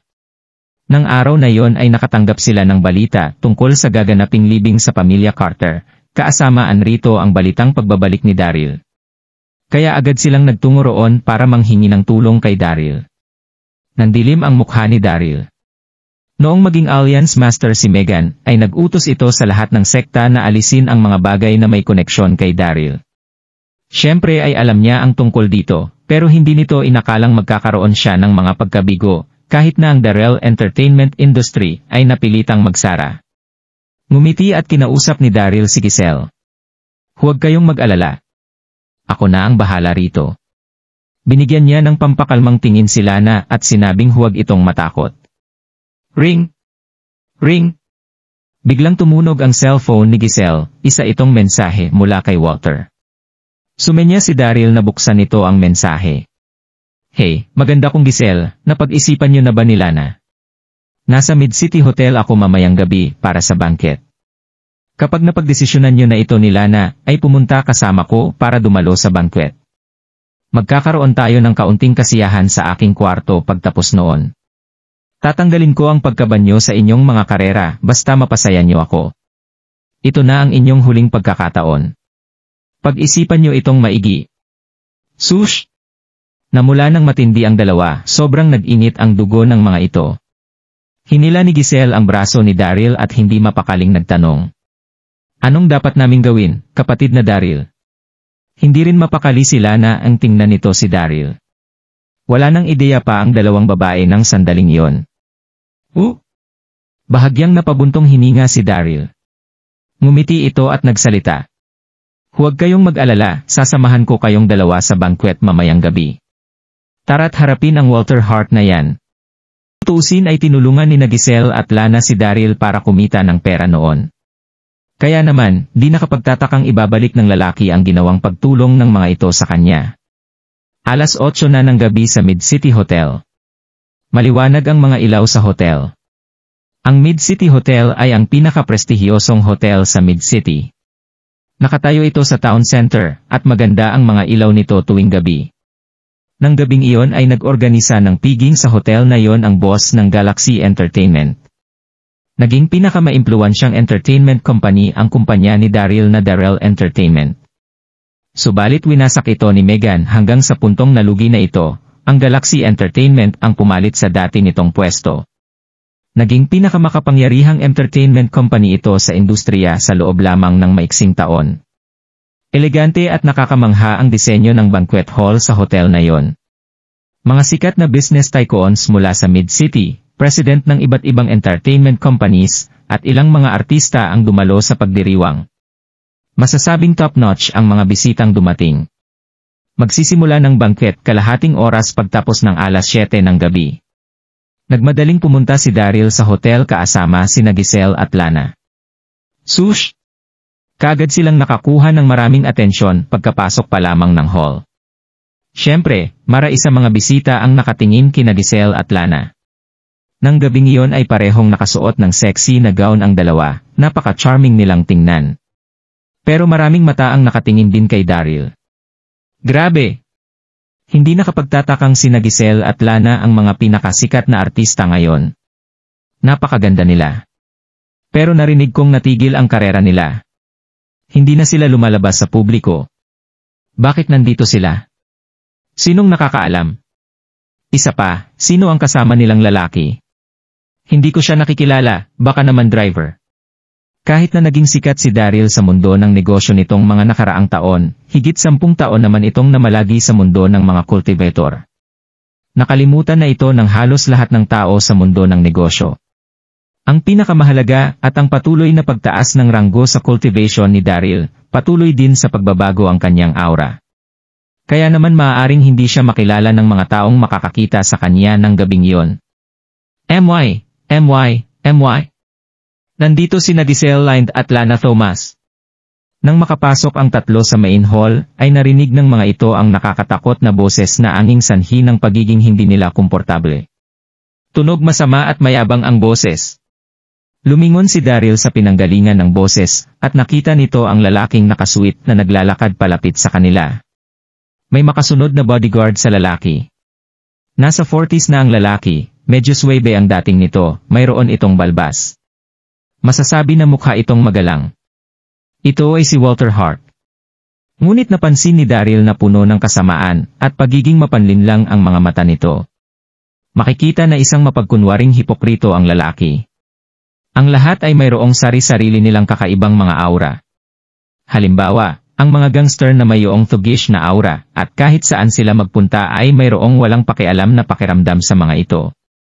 Mayroon ding kakaibang aura ang mga business tycoons, pero kadalasan ay matatag ito. Sa kabilang banda, hindi magiging komportable ang mga tao sa aura ni Walter Hart, malinaw na isa siyang mapagkunwaring hipokrito. Nilapitan sila ni Walter, nginisya nito sina Giselle at Lana at nagsalita. Ang magaganda kong Giselle at Lana, masaya akong nakarating kayo.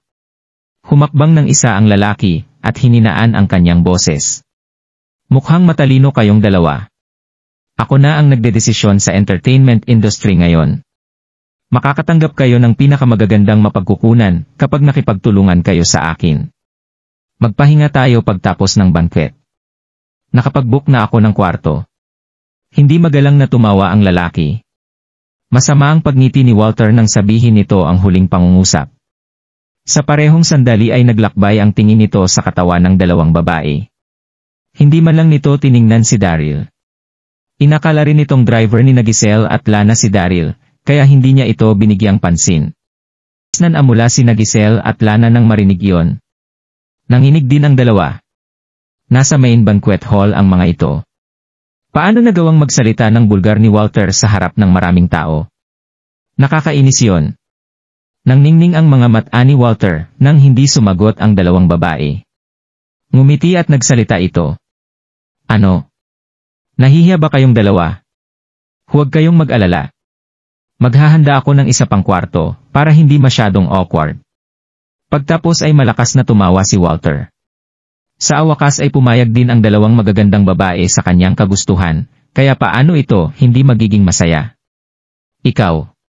Galit na galit si Giselle at nagsimula itong manginig. Sa wakas ay hindi anito matiis ang pangyayari, magsasalita, and asana ito nang tumayo si Daryl sa kanilang harapan. Hinarangan ng lalaki ang paningin ni Walter. So, ikaw pala si Walter Hart. Ang presidente ng Galaxy Entertainment. Malamig na tanong ni Daryl habang nakatingin kay Walter. Sandaling nagulat si Walter, pero kaagad na nagbagi ang ekspresyon sa mukha nito. Masama nitong tinitigan si Daryl.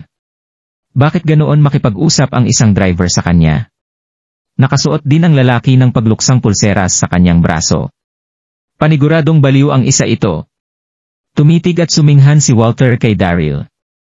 Kilala mo kung sino ako, pero inantala mo pa rin ako. Naniniwala ka bang papatalsikin kita sa pwesto mo, ngayon din? Wala kang karapatang magsalita rito. Umalis ka. Slap! Walang babalang sinampal ni Daryl ang mukha ni Walter. Wala itong giamit na kahit na anong internal na enerhiya sa pagsampal na iyon. Kung meron ay mawawala ng ulo si Walter. Kung tutuusin, halos heaven ascension na ang level ni Daryl. Walang ordinaryong tao ang makakayanan ang sampal nito. Kahit na ganoon ay dumaing pa rin si Walter, ilang metro itong napalipad pa atras hanggang sa tumama ang kanyang katawan sa alcohol bar at tuluyang lumapag sa sahig. Sush! Kaagad na lumapit ang mga tao para makitingin. Curious na napatingin kay Daryl ang mga ito, gulat na gulat ang lahat. Sino ang taong iyon? Bakit niya sinampal ang presidenteng si Walter? Gusto niya bang mamatay? Hindi inisip ni Daryl ang pagtitig ng mga tao. Sa halip ay tinitigan nitong maigi si Walter. Mayroong lamig sa mga ng lalaki. Ayaw sana itong sampalin ni Daryl dahil medyo malupit iyon. Ngunit depressed na ang lalaki dahil sa pagkamatay ng kanyang ninog. Isa pa, hindi kinayang pigilan ni Daryl ang kanyang sarili dahil sa pagkatao at sa mga sinabi ni Walter. Dapat lamang bugbugin ang mga maruruming tao kagaya ni Walter. Magmula nang sampalin ito ni Daryl ay wala na itong iba pang magawa. Ikaw. Masama ang mukha ni Walter nang sigawan nito si Daryl. Hayop! Sino ka para sampalin ako? Sisiguraduhin kong hindi ka makakalabas dito ngayong araw. Pagtapos ay sumigaw si Walter sa kanyaing paligid. Pag-uutos! Pag-uutos! Galit nag-alit si Walter. Siya ang president ng isang entertainment company pero nagawa itong sampalin ng isang driver. Masyadong nakakahiya kung kakalan ang balita tungkol dito. Wala! Nagdala ng isang dosenang guwardya ang lalaking nakasuot ng itim kung saan nito narinig ang mga pagsigaw ni Walter. Ang lalaking iyon ay ang manager ng Mid-City Hotel, si Jimmy Thompson. Napansin ni Jimmy ang bakas ng kamay sa mukha ni Walter nang makalapit ito. Napatalo ng lalaki. Anong nangyayari, Boss Walter? Jimmy, first-class hotel ito. Bakit mo hinayaang makapasok dito ang isang katulad niya? Malakas na sumigaw si Walter, galit nag-alit ito. Pagtapos ay tinuro ni Walter si Daryl at saka kumahol. Sinampal ako ng hayop na ito. Paluhirin at payukuin ang lalaki giyan bilang paghingi ng patawad. Ano? Nagulat si Jimmy. Nagalit ito makalipas lang ang ilang sandali. Si Walter ang pinakamahalagang VIP ng hotel, pero binugbog ito sa loob ng hotel na yon. Magiging responsibilidad ng hotel kung mayroon mang mangyaring masama sa lalaki. Isa lamang itong manager, kaya paano magiging posible na masalo nito ang pasakit na yon? Malamig na tiningnan at sinigawan ni Jimmy si Daryl. Hindi mo ba anrinig ang sinabi ni Boss Walter? Lumuhod ka at humingi ng tawad, kung hindi ay. Higit sa 20 bantay na nasa likuran ni Jimmy ang naglabas ng baton. Kaagad na umataras ang ibang mga bisita. Sa parehong sandali ay tinuro ng mga ito si Daryl habang mabilis na nag-uusap-usap. Malinaw na walang kahit na anong kasanayan ang lalaking ito sa totoong buhay. Sino siya para saktan si Walter Hart? Lumapit din pari ang manager ng hotel. Baka maparusahan siya. Sinong may pakialam? Walang naawa kay Daryl. Naisip ng lahat na dapat lang iyon sa kanya. Sa bagay, isang maimpluwensyang tao si Walter sa entertainment industry, walang sinuman ang dapat na manakit dito. Matindi ang kaba ni Giselle at Lana. Pagtapos ay tahimik na hinila ni Giselle si Daryl sa isang gilid at nag-aalalang nagtanog. Anong dapat nating gawin, Daryl? Talo sa bilang si Daryl, magiging maayos lang kaya siya. Sa parehong sandali ay halos dumugo ang labi ni Lana sa pagkakakagat niya rito. Nanginginig ito habang nag-aalala. Alam ng dalawa na napakalakas ni Daryl, pero talo ito sa bilang. Malakas din ang mga bantay sa pag-cultivate. Huwag kang mga alala. Pinakalma ito ni Daryl. Pagtapos ay tiningnan nito si Jimmy at nagsalita. Paano kung ayaw kong humingi ng tawad? Sumigaw si Walter nang mapagtanto nito na hindi luluhod at yuyuko si Daryl sa kanyang harapan. Anong pang hinihintay mo, Jimmy? Bugbugin siya hanggang sa lumuhod. Magaling? Hindi na nag-alangan pa si Jimmy. Agad nitong kinuway ang mga kamay at sumigaw. Pabagsakin siya. Bugbugin ng lalaki hanggang sa lumuhod, yumuko, at umamin sa mga kasalanan sa harapan ni Boss Walter. Wala! Agad na pumalibot ang mga security guard habang may hawak na baton sa kanilang mga kamay. Bahagyang ngumiti si Daryl at medyo itinaas ang kanyang kamay. Buzz! Parang bagyo ang lumabas na aura mula sa katawan ni Daryl, bumalot ito sa lahat ng taong nandoon. Malapit sa pagiging heaven ascension level ang aura nito, napahinto, at nahirapan sa paghinga ang kanyang mga kalaban. Nag-iba ang ekspresyon sa mukha ng mga guwardiya. Kagad silang huminto. Para sa mga gustong mamatay ngayong gabi, hinahamon ko kayong lumapit. Kalmado si Daryl. Pinasadahan ito ng tingin ang mga guwardyang nandoon at malamig na agsalita.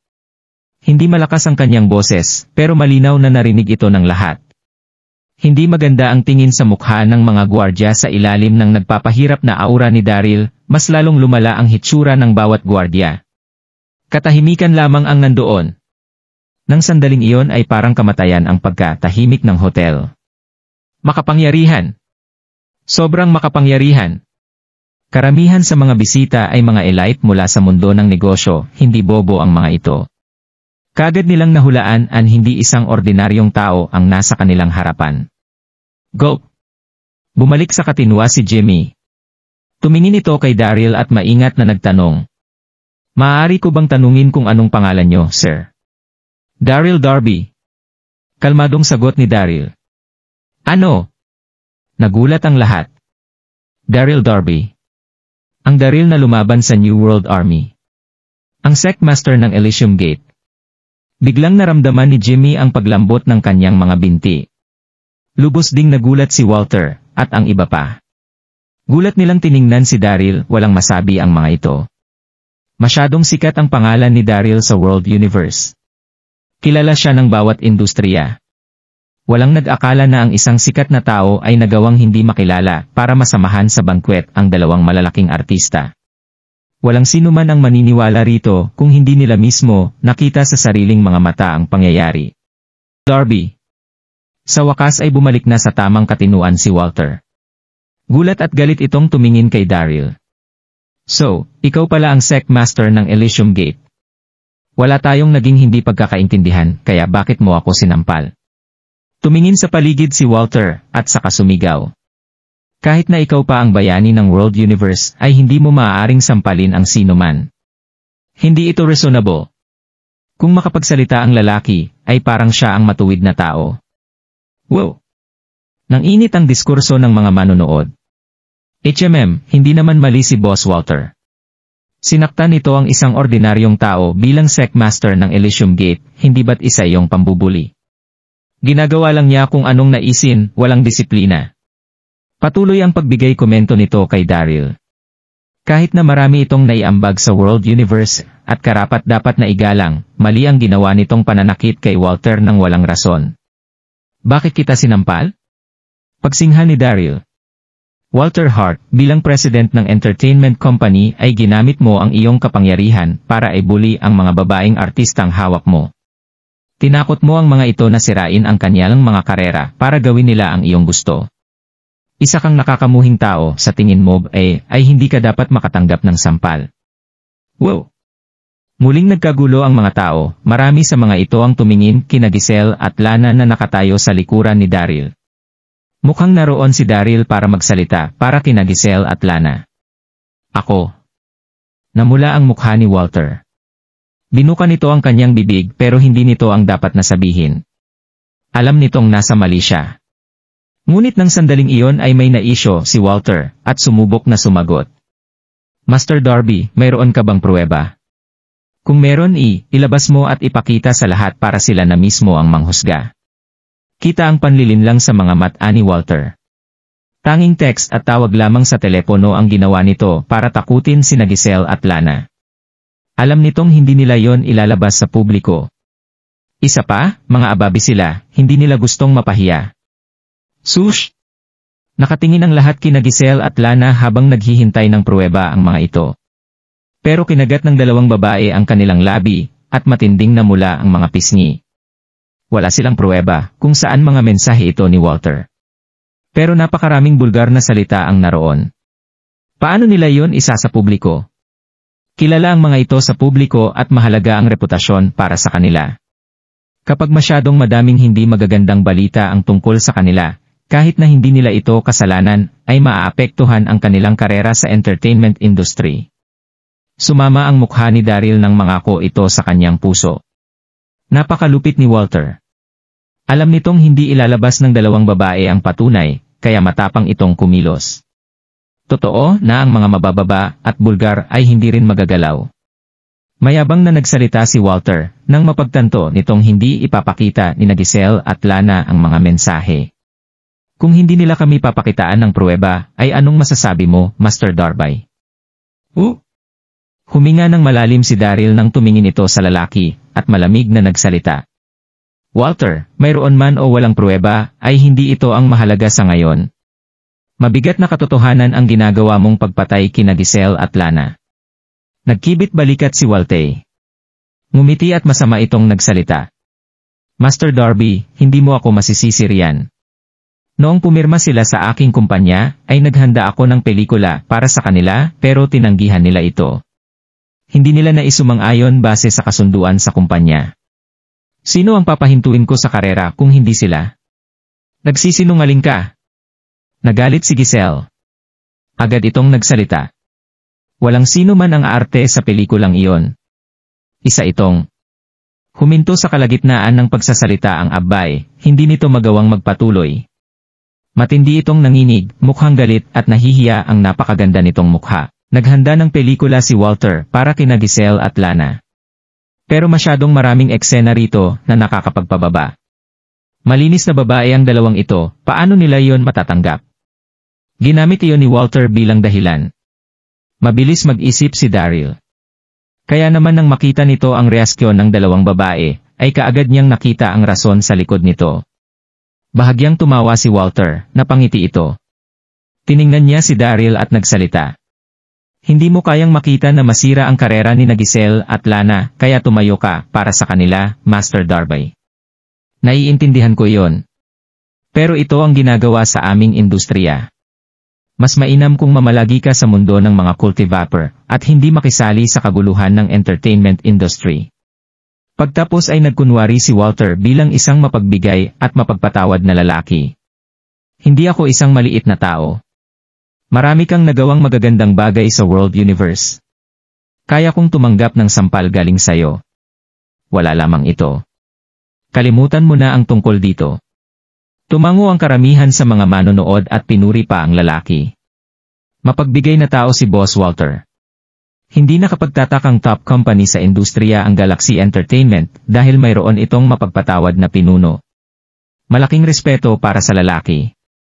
Galit si Daryl pero nakita niyang nakakatawa ito. Hindi lamang isang masamang tao si Walter pero mapanlin lang din ito. Kaya nitong ibahin ang katotohanan hanggang sa maging maganda ang pangalan niya. So, hindi mo balak ikwento ang kinatatayuan mo patungkol kina Giselle at Lana? Bahagyang lumiit nagmata ni Daryl habang nakatingin kay Walter. Master Darby. Nagkunwaring inosente at walang laban si Walter. Mapait itong ngumiti at nagsalita. Maraming mga bagay ang hindi mo alam. Tumangging makiisa sa amin sina Giselle at Lana. Labag ito sa kanilang kontrata. Pinahinto ko lamang sila dahil doon. Mabait pa ako dahil hindi ko sila pinagbayad sa ginawang paglabag sa kanilang kontrata. Ano pa ang gusto mong gawin ko? Pagtapos ay nagbuntong hininga si Walter at nagpatuloy sa pagsasalita. Ikaw ang boss sa mundo ng mga cultivator, Master Darby. Pero hindi mo naiintindihan ang mga pangyayari sa entertainment industry. Gaya ng sinabi ko, pakiusap, huwag kang makisali sa aming kaguluhan, ayos ba? Seryoso ang tunog ni Walter. Nagkunwaring nakisama ang lalaki patungkol sa bagay na iyon. Masyadong magaling ang masama nitong layunin at hindi na ito kinaya pa ng mga manonood. Ano naman kung ikaw ang Secmaster ng Elysium Gate, Daryl? Hindi ka pwedeng makisali na lang sa kaguluhan ng ibang tao. Tama, isa kang Secmaster sa mundo ng mga cultivator. Sinong nagbigay sa iyo ng karapatan para makisali sa buhay ng iba? Pinatawad ka pa ni Boss Walter sa pagsampal mo sa kanya, pero ang dami mo pang hinihingi sa kanya. Sobra ka na. Nagsimulang sumalungat kay Daryl ang karamihan sa mga manonood. Labis na nalungkot si Daryl, biglang umangat ang bola ng galit sa kanyang puso. Si Walter ang nasa mali, pero lumabas na siya ang nasa mali. Kawili-wili. Muling tumawa si Walter. Natuwa ito. Ano naman kung ikaw ang Secmaster ng Elysium Gate?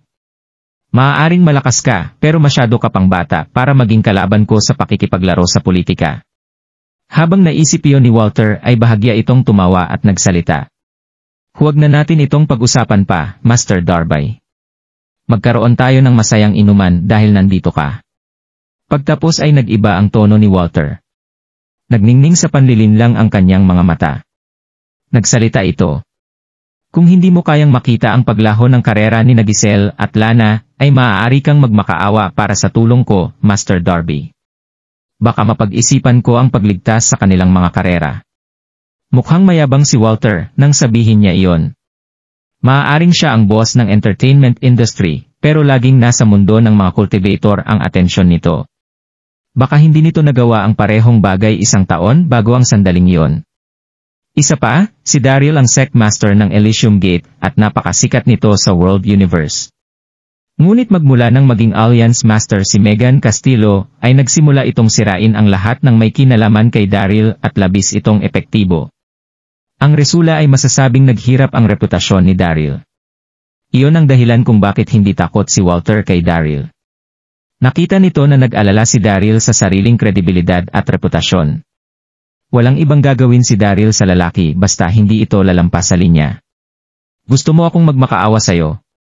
Gulat na gulat si Daryl, tila ba nagkamali siya ng dinig sa lalaki. Pinaliit nito ang kanyang mga mata at tiningnan si Walter. Oo. Tumango at ngumiti si Walter. Labis ang tuwa ni Walter, patago pa itong natawa. Nakatayo sa kanyang harapan ang sect master ng Elysium Gate, ilang tao lamang sa mundo ang makakapagpayuko rito para magmakaawa. Walang pagsisisihan si Walter sa kanyang buhay kapag nagmakaawa sa kanya si Daryl sa harap ng maraming tao. Hayop! Kumunot ang noo ni Daryl, galit nag-alit ito. Isang bagay lamang para sa kanya ang baliktarin niya ang mga salita. Paano nito tinangkang samantalahin ang sitwasyon? Si Daryl ang sect master ng Elysium Gate at hindi pa ito kailanman yumuko sa kahit kanino. Paano ito nagawang utusan ni Walter para magmakaawa?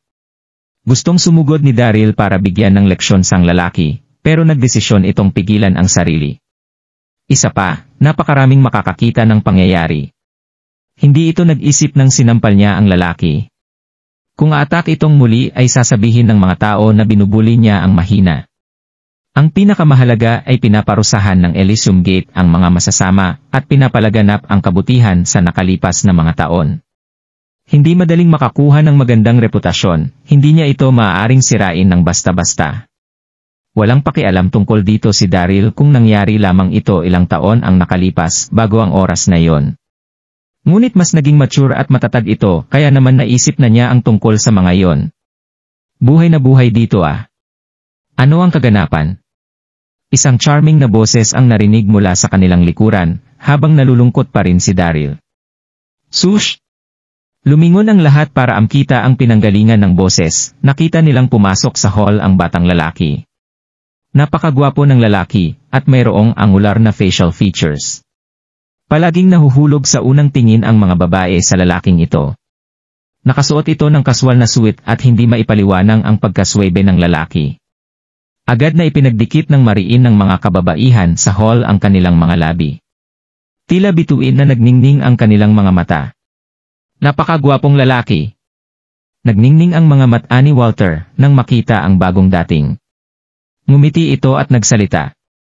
President Paul, bakit kayo lumabas sa VIP room? Inaayos ko lamang ang maliit na bagay. Pupuntahan kita maya-maya lamang. President Paul. Oh my God! Yun ba si President Paul mula sa Dragon Tech? Dragon Tech. Ang kumpanya na sumasalubong sa lahat ng industriya ng IT. Narinig kong may mga branch sila sa buong 9 Mainland. Sinong mag-aakalang napakabata at napakagwapo ng kanilang boss?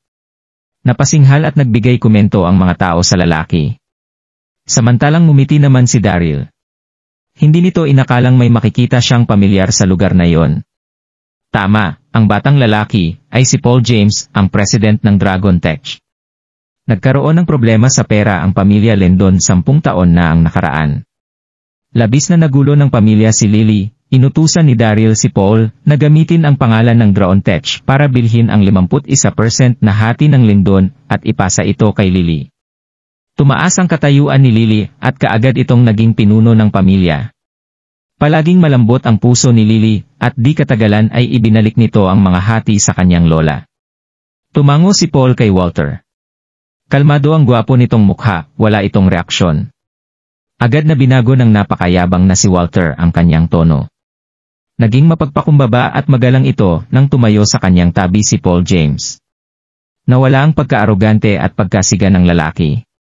Akala ng lahat ay si Walter ang boss ng Galaxy Entertainment. Pero si Paul James pala ang tunay na boss dito.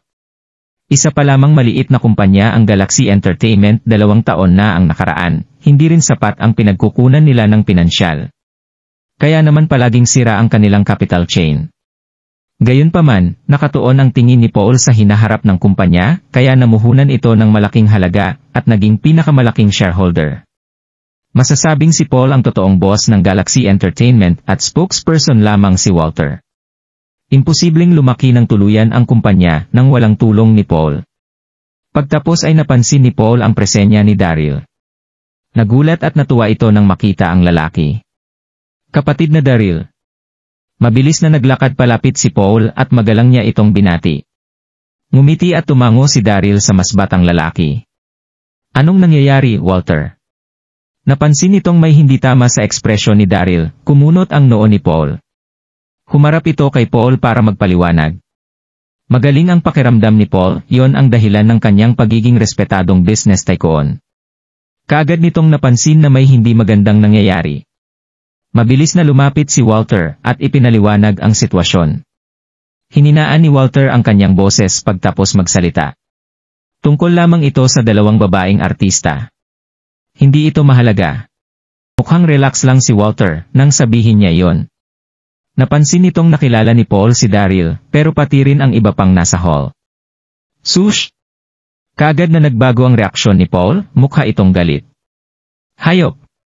Ang bobong Walter na ito. Paano niya nagawang kalabanin ang kapatid na si Daryl? Slap! Makalipas ang 1 segundo ay biglang itinaas ni Paul ang kanyang kamay at sinampal si Walter. Ginamit nito ang kanyang buong lakas sa sampal na yon. Ngumiwi ang namamagang mukha ni Walter. President Paul. Malakas na sigaw ni Walter, halos maiyak ito. Kahit na si Daryl pa ang sec master ng Elysium Gate ay hindi ko siya sinaktan. Pero sinampal niya ako at pinalampas ko yon. Isa pa, gusto niyang tulungan ang dalawang babaeng artista, kaya pinagmakaawa ko siya sa akin. Wala namang mali doon. Slap! Muling sinampal ni Paul si Walter. Tumahol si Paul. Walang mali roon. Sinabi mong walang mali roon. Sino ka sa tingin mo para utusan ang kapatid na si Daryl para magmakaawa sayo? Galit nag-alit si Paul at nanginig ang katawan nito. Tumitig ito kay Walter at nagsalita. Walter Hart. Magmula ngayon ay wala ka ng kinalaman sa Galaxy Entertainment. Sa parehong sandali ay inaanunsyo ko na tatakbo ang kumpanya sa ilalim ng pangalan ni Daryl. Ano? Tahimik ang buong hall. Naguluhan si Walter. Alam nito na bago pa lamang itayo ni Daryl ang Elysium Gate Sect, ay marami na itong kilalang business tycoons sa iba't ibang industriya. Pero iyon ay ilang taon na ang nakalipas. Pero hindi nito inakalang ang mataas na presidenteng si Paul ay ginagalang si Daryl at ibibigay pa nito sa lalaki ang Galaxy Entertainment ng ganoon lang kabilis. Nagulat din si Giselle at Lana. Nasaksihan nilang matinding ginalang si Daryl ng malaking business tycoon na halos nakasakop sa tech industry sa buong mundo. Inakala ng mga ito na maglalaba sina Walter at Daryl hanggang sa magkagulo ang lahat. Hinid nila naisip na mabilis na babaliktad ang lahat. Gulat ring nakatingin kay Daryl ang mga tao, walang masabi ang lahat. Ginamit ni Walter ang kanyang katayuan bilang boss ng entertainment industry para piloting magmakaawa si Daryl. Pero sa isang kisap mata ay naging president si Daryl at nawala ang pangalan ni Walter. Hindi ito kapanipaniwala. Dahil ba ito sa naging koneksyon ni Daryl? Masyado itong kamangha-mangha. Hindi na nakakapagtaka kung bakit siya ang sect master ng Elysium Gate at ang bayaning nagligtas noon sa World Universe. Dad. Nagpawis ng husto si Walter noong mga sandaling iyon nang lumuhod siya sa harapan ni Daryl. Patawarin niyo po ako, Master Darby. Naging bulag po ako kaya nagawa ko po kayong mabastos. Maawa po kayo sa akin. Patawarin niyo po ako. Pero hindi man lang siya tiningnan ni Daryl, deserve ng ilang tao na patawarin habang ang iba ay hindi. Halos humalik na sa lupa si Walter nang makita niya ang walang pakialam na itsura ni Daryl. Halos tumulo na ang luha sa kanyang mga mata. Nagsisi na ng husto si Walter sa mga sandaling iyon. Hinding-hindi niya magagawang hamunin si Daryl kung nakilala niya ito kanina. Pero huli na ang lahat para mabawi ang kanyang mga sinabi. Kuya Daryl. Buong galang na sinabi ni Paul kay Daryl, matagal na tayong hindi nakita. Mag-inuman naman tayo mamayang gabi. Sa susunod na lang siguro. Kaway ni Daryl sa kanyang mga kamay. Oo nga pala, kumuha ka na ng ibang tao na mamamahala sa Galaxy Entertainment, wala na akong oras para gawin ito. Ingatan mo rin sina Giselle at Lana. Kasalukuyan pa ring nagkakagulo sa mundo ng mga cultivator, kaya paano siya magkakaroon ng oras para mamahala ng isang kumpanya? Magaling? Agad na isinagot ng tumatangong si Paul. Hindi na nagsalita ng kahit na ano si Daryl. Pagkatapos niyang magpaalam kay Paul, agad na siyang naglakad palabas ng main hall. Nang makalabas siya sa gusali, agad na napatingin si Daryl sa nagliliwanag na Mid-City. Hindi siya makapag-relax kaya agad na napuno ng stress ang kanyang puso. Sa mga sandaling yon, biglang naisip ni Daryl si Zoran Carter. Wala pa siyang masyadong magawa sa World Universe sa ngayon. Kinakailangan niyang puntahan si Donoghu para ipaghiganti ang kanyang ninong. Kahit na mamatay pa siya rito, ipaghihiganti pa rin niya ang kanyang ninong. Gagawin niya ito, kahit na mamatay pa siya, bago niya makuha ang inaasam niyang paghihiganti. Kalipas ang isang araw, sa palasyo sa Westrington. Maganda ang panahon at maliwanag ang sikat ng araw. Ang mga watawat sa paligid ng palasyo ay naglipa na sa himpapawid, nagkaroon ng isang maligaya na pagdiriwang sa pangunahing bulwagan. Libong upuan ang naayos sa pangunahing bulwagan. Ang mga opisyal ay nakaupo ng naayon, sila ay may mga ngiti sa kanilang mga mukha, at sila ay mukhang magalang. Nakasuot ng dragon damit si Donoghu, nakangiti siya habang nakaupo sa dragon na trono. Tama iyon ang opisyal na araw ng pagluklok ni Donoghu. Sinadya niya itong ganapin sa pangunahing bulwagan, at inanyayahan ang lahat ng mga opisyal, ibinalita rin niya ito sa mundo para makasama ang lahat sa pagdiriwang. Sa sandaling iyon, tumayo ang mga opisyal habang sila ay nag-toast kay Donoghu. Kamahalan, binabati kita sa pag-akyat mo sa trono. Sambahin ang iyong kamahalan. Iyong kamahalan, ikaw ay itinadhana upang maging emperador at magbigay ng maraming biyaya sa Westrington. Hayaan mong ipagtagay ka ng iyong mga mapagpakumbabang lingkod. Patuloy na umalingaw-ngaw sa bulwagan ang pagbati ng mga opisyal. Nakaramdam ng tuwa si Donoghu. Itinaas niya ang kanyang baso, tumawa, at sinabing, magaling, magaling. Ang maayos na paglipat ng lahat ng ito sa trono ay hindi mangyayari kundi dahil sa inyo, salamat kapwa ko opisyal. Ang iyong pagsusumikap ay hindi napapansin. Kaya't uminom tayo at magsaya ngayon. Buzz! Donoghu, lumabas ka at tanggapin ang iyong hatol na kamatayan. Narinig nila ang isang galit na dagundong na umalingaw-ngaw mula sa langit. Ang mga opisyal at ang mga gwardiya ng palasyo ay nanginginig sa tunog ng dagundong habang nakatingin sila sa direksyon ng boses na iyon. Nataranta sila sa nakita nila. Napansin nila ang isang napakalaking figura sa langit. Isa itong malaking hayop, mga 50 metro ang haba. Kulay lila ang buong katawan nito, mukhang malabong tigre, at may mga pakpak sa likod. May mga kidlat din sa paligid ng katawan nito. Isa itong mabangis na hayop na kasing sikat ng azure na dragon at puting tigre, Rocky. Isang lalaking may matalim at malamig na mukha ang nakatayo kay Rocky, si Daryl iyon. Maharlika ang itsura ni Daryl habang nakapatong kay Rocky. Hindi siya nagmumukhang mayabang, masakit lamang at may matinding pagnanais na maghiganti. Naglabas din siya ng nakakatakot at nakamamatay na aura. Ang buong karamihan ay natahimik. Ito ay hindi lamang ang palasyo, ngunit ang buong lungsod ng Maharlika ay tahimik din. Natuon ang atensyon ng lahat kay Daryl. Dagundong? Si Rocky ay nagpakawala ng isang nakakadurog na dagundong. Sa sumunod na segundo, lumipad ito pababa at lumapag sa pintuan ng pangunahing bulwagan. Hindi nakapag-react ang mga tanod ng umatake ang mga kidlat sa katawan ni Rocky. Humagulhol sila ng mahapdi sa sakit nang bumagsak sila sa balon ng kanilang sariling dugo. Hingal. Pagkaraan ng ilang segundong katahimikan, ang buong bulwagan ay nagkagulo. Ang pinunong sekta ng Elysium Gate, Daryl Darby. Ang lakas ng loob niyang pumasok sa palasyo. Ang pangalan ni Daryl ay kumalat sa malayo at malawak sa buong 7 kontinente sa nakalipas na ilang taon. Sino ang hindi nakarinig tungkol sa kanya? Daryl Darby. Nagsikip ang mga pupils ni Donoghu habang tinitigan niya ng masama si Daryl na may kislap sa kanyang mga mata. Siya ay sa wakas ay nagpakita. Bang! Sa sumunod na segundo, ipinatong ni Donoghu ang kanyang mga kamao sa trono ng dragon at tumayo. Nginisyan niya si Daryl at sinabing, Daryl, mahigit 10 taon ka nang nagtatago. Sa wakas nagpakita ka na. Nakita ni Donoghu ang nagluluksa na banda sa braso ni Daryl at ngumiti ng mapanukso.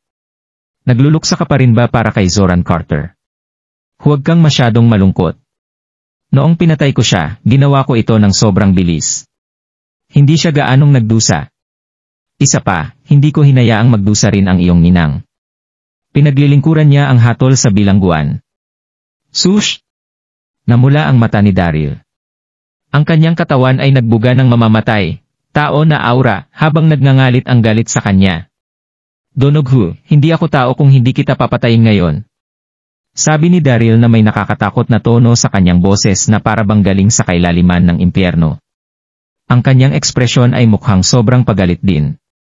Muling bumangon ang apoy ng galit sa kanyang puso nang maalala niya ang pagkamatay ni Zoran. Dahil sa galit niya, nawalan siya ng pakiramdam. Higit pa rito, ang mga salita ni Donoghu ay parang langis sa apoy, mas lalong ikinagalit ni Daryl.